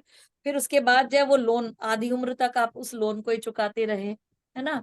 तो यही मैं ये कह रही हूँ कि आपका जो पॉइंट है, इसी पर ये थोड़े से आपके विचार जानना चाह रही थी कि व्हाट इज द हार्म, यदि बच्चे का इंटरेस्ट है, जो काम चल रहा है, या वो उसी में एक्सपर्ट हो जाता है, तो क्या गलत है इसमें, जैसे पहले सिस्टम I, चला। I never say there's a harm. अब एक बस ये है कि ये एज ए बैकअप अगर दिमाग में रहे कि कुछ ना हो तो हम ये जो करेंगे, प्लान बी आपने कहा, तो प्लान बी जी। हाँ, तो that is the plan B.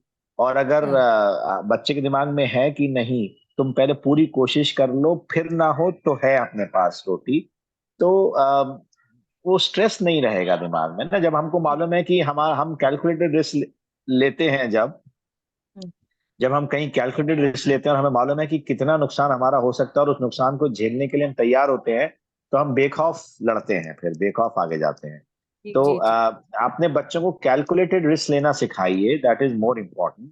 कि जी रिस्क की हद कहाँ तक है, उसके ऊपर रिस्क मत लेना, यहाँ तक हम संभाल लेंगे या तुम भी संभाल लोगे। तो calculated risk is a very important factor. तो ये अगर हम बच्चों को सिखाते हैं, और जो जैसा सर ने कहा अभी कि there is no dearth of opportunities in India right now. There are n number of jobs, because previously it was only engineer, doctor or something. Now n number of jobs. Lawyer, front line lawyer नहीं बनोगे तो back and वाले पे बन जाओगे। तो बहुत opportunities हैं। और फिर भी अगर अपना घर का, मैं तो ये मानता हूँ कि अगर आपने अपने घर का काम नए तरीके से चला लिया, तो उससे अच्छी कोई दूसरी चीज नहीं। हम्म, क्योंकि मेरी तो जिंदगी आपको पता है कहाँ से घूम घाम के जी कैसे जी जी, लौट बिल्कुल के बिल्कुल। कहाँ आ गया मैं। आई नो तो मैं योर। उस हाँ शायद मैं उसी सोच से सोचता हूँ कि लेकिन हमने एक चीज सीखी कि खुद इतने काबिल बन जाओ कि जब तुम एग्जैक्टली। घर आओ तो लोग तुम्हारी इज्जत करें, ये ना हम्म। कहें कि कुछ नहीं कर पाया इसलिए घर आ गया। तो बच्चों को हम्म, काबिल तो बनाइए, इतना बनाइए कि जब वो घर में भी काम करें तो वो इज्जत लेके आए कि इतना काबिल है, फिर भी घर में काम कर रहा है। तो वो एक जी जी अलग उसका नशा है, टू बी वेरी ऑनेस्ट। जी जी जी। एजुकेशन वो मेरे इज ख्याल। A jewel. हमें बच्चों को इस सोच के साथ पढ़ना के लिए प्रेरित करना चाहिए, इंस्पायर करना चाहिए कि एजुकेशन सिर्फ जीविका का साधन नहीं है, बल्कि एक नहीं है, तरीके से नहीं है। ये जी, आपके लिए, बिल्कुल। जैसे आप आपका एडॉन करते हैं आपको कॉन्फिडेंस, एसेसरी। आप अगर यस मानिए एग्जैक्टली। पढ़े लिखे होके आप एक दुकान पे भी बैठे हैं ना, तो वो हाँ जो ऑरा आप डेवलप करेंगे, बिल्कुल। वो एक नॉर्मल दुकानदार नहीं कर सकता उस ऑरा को डेवलप। जी जी तो जी। एजुकेशन आपके कॉन्फिडेंस को बढ़ाने का जरिया होना चाहिए। लाइवलीहुड तो सेकेंडरी है, लेकिन कॉन्फिडेंस प्राइमरी है। अगर आपका कॉन्फिडेंस हाई है तो लाइवलीहुड तो आप कमा ही लेंगे। अभी लेकिन हम हाँ लाइवलीहुड को ज्यादा देते हैं। अच्छा, बहुत बच्चे होते हैं मैडम, बहुत अच्छे होते हैं, अच्छे जी। इन द सेंस एकेडमिकली बहुत अच्छे होते हैं, लेकिन उनको बात करना नहीं आता, वो फेस नहीं कर सकते लोगों को, घर में घुसे रहेंगे। तो वो अपने हाँ स्टैंड अलोन जॉब्स तो कर लेंगे, जहां आपने उनको पब्लिक प्रोफाइल में डाल दिया वो निबट जाएंगे। ऐसे बहुत हाँ। केसेस हैं। And they are hmm highly intellectuals, IIT से पढ़े हम्म। हुए, लेकिन अपने में जीते हैं बस वो। तो जी वो जी अपने में जीते जीते मर भी जाएंगे। कोई दूसरा ना उनका हाँ। रिश्तेदार है, ना कोई उनका क्या नाम से कोई दोस्त है। तो कंसर्न वो नहीं है, स्ट्रेस जो कोई डाल कंसर्न रहे हैं, नहीं है जी। कोई कंसर्न ही नहीं, क्योंकि उनको उनको ट्रेन ही ऐसे किया गया है कि तुम अपने लिए जियो। अच्छा, हम लोग एक चीज और कहते हैं, ये जो पेरेंट्स को जो सबने दोषी ठहराया और बिल्कुल सही ठहराया है। हाँ हर आदमी ये कहता है कि सब अपने लिए जियो, 10th क्लास का बोर्ड है, तो किसी के घर तुम जाओगे नहीं, कोई हमारे घर आएगा नहीं, ठीक है, अपने लिए पढ़ो, कोई बाहर आ भी जाए तो बाहर कमरे से निकलना मत। अब हाँ तुमने हाँ। उसको ट्रेन कर दिया कि तुम सिर्फ अपने लिए जियो, तो वो सिर्फ हम्म, अपने लिए जी रहा है, हम्म, ठीक है। और आप फिर वो अगर वो फिर कुछ गलत करता है तो उसके जिम्मेदार आप खुद हैं, क्योंकि सपने आपके थे। उसने नहीं सीखा, उसने सीखा आपसे है कि मुझे किसी से मतलब नहीं है, मेरे माँ बाप ने कहा है, किसी से मतलब मत रखो, नहीं रखा उसने मतलब। ये कहानी है सर। बहुत सही, बिल्कुल, बहुत बढ़िया।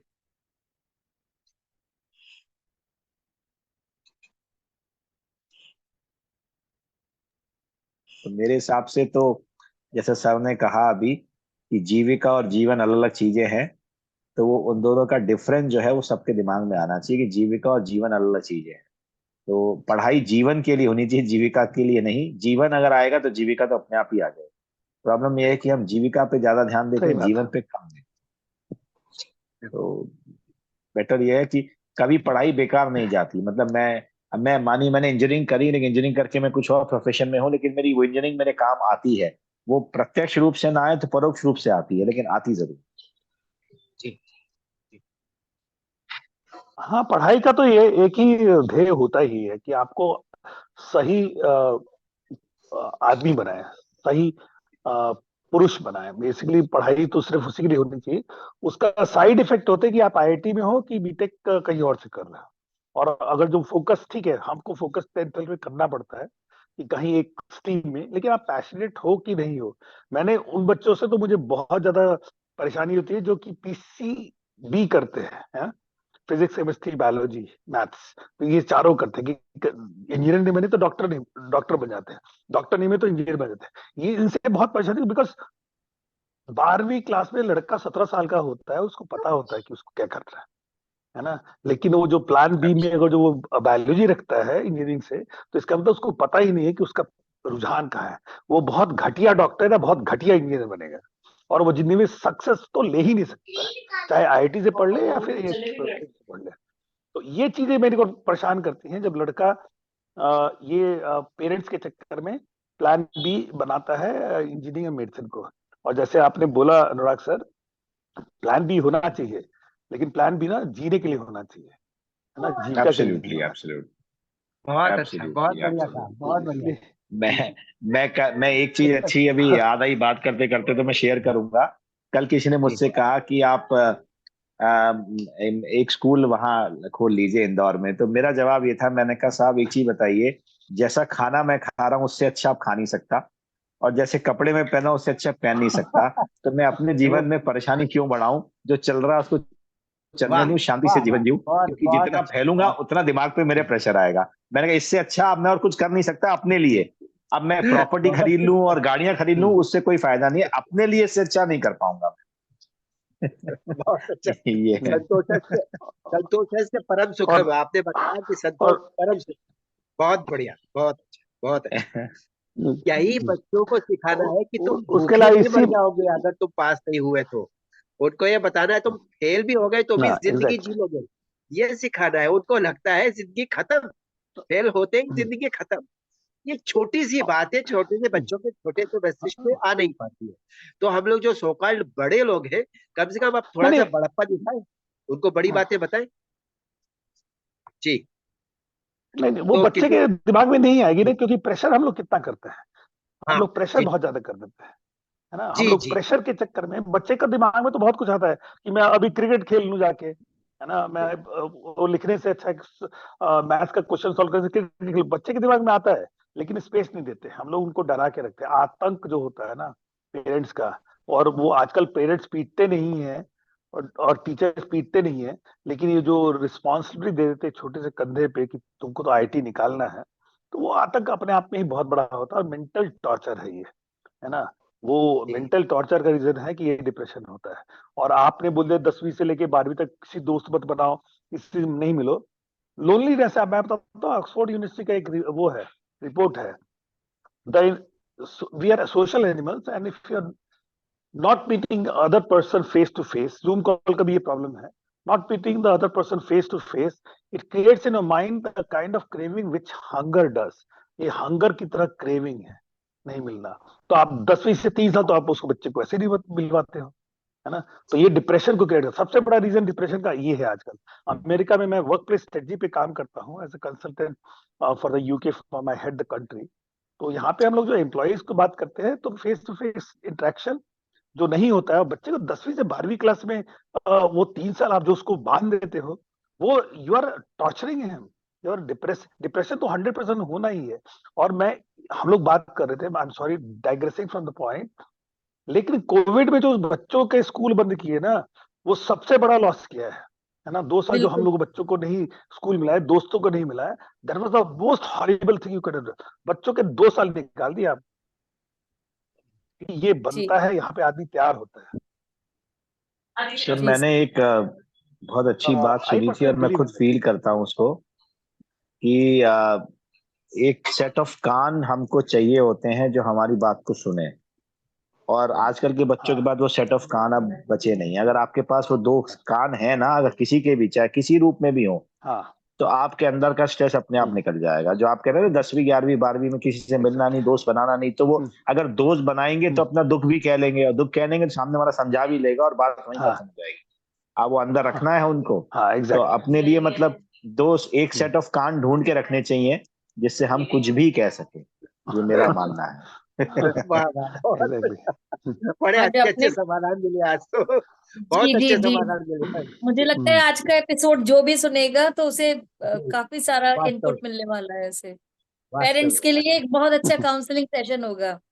अनुराग जी, सर, बहुत शशि काम सर, जी अभी के जी जी जी thank you very much Manisha, thank you. जी जी। जी जी। थैंक्स आप अ लोगों लॉट, से थैंक्स बात अ लॉट। करके आज बहुत अच्छा लगा सर। बस अब मैं एक बार यही कहूंगी कि लास्ट कमेंट हमारे फिर भी एक बार आपने बहुत अच्छी अच्छी बातें बताई अभी इसमें, और सॉरी मैंने बीच में कुछ मिस किया, फिर से मैं देखूंगी इसे ही वीडियो को। तो लेकिन मैं बस यही कहना चाहती कि लास्ट कमेंट एक बार पेरेंट्स के लिए, क्योंकि हम इसी पर ही बात कर रहे हैं कि सबसे ज्यादा पेरेंट्स के लिए और बच्चों के लिए बहुत एक अच्छा, एक बहुत बढ़िया लाइन में, जी। एक लाइन में संदेश। बिल्कुल अनुराग बिल्कुल सर, बिल्कुल। शशिधर सर। मेरा तो संदेश ये है कि बस बच्चों को लड़ना सिखाइए, फल अपने आप लेंगे। बिल्कुल, बहुत वाह अच्छा, वाह वाह स्ट्रगल वाह करना वाह सिखाइए, वाह, लड़ना बहुत सिखाइए, बहुत अच्छा जी। दौड़ना शशिधर सिखाइए तो सर, चलना अपने आप सीख जाएंगे, जी बहुत जी अच्छा, बहुत। जी, मुझे लगता है शशिधर सर ने छोड़ चुके हैं, वो अभी उन्हें मीटिंग थी उनकी। तो ये बहुत अच्छी बात कही आपने। पारिजात सर, आप क्या कहेंगे? मैं ये कहूंगा कि बच्चों को कामयाब होना मत सिखाइए, उनको जिंदगी जीना सिखाइए। जिंदगी जीने से बड़ी कामयाबी हो नहीं सकती, और कभी जिंदगी जिएंगे अगर वो, तो जिंदगी जीने की जो सीख मिलेगी उससे वो मरेंगे नहीं, लेकिन कामयाब होने की जो आप सीख सिखाएंगे उसमें अगर हो सकता है असफल रहे तो फ्रस्ट्रेशन में मरना चाहे। इसलिए उनसे बोलिए कि कामयाबी से बड़ी है जिंदगी, और जिंदगी में सब कुछ है खुशी। खुशी आपको जरूरी नहीं कि कामयाबी से मिले, खुशी आपको और बहुत सारी चीजों से मिलती है। उन चीजों को आगे बढ़ाइए और जिंदगी को जी बड़े रूप में देना सीखिए। जिंदगी को मुस्कुरा के जीना सीखिए। माँ बाप जी, कहिए कि आप पहले अपने आप को सिखाइए। कुछ प्रॉब्लम हुआ सर? नहीं आ रहा कनेक्शन?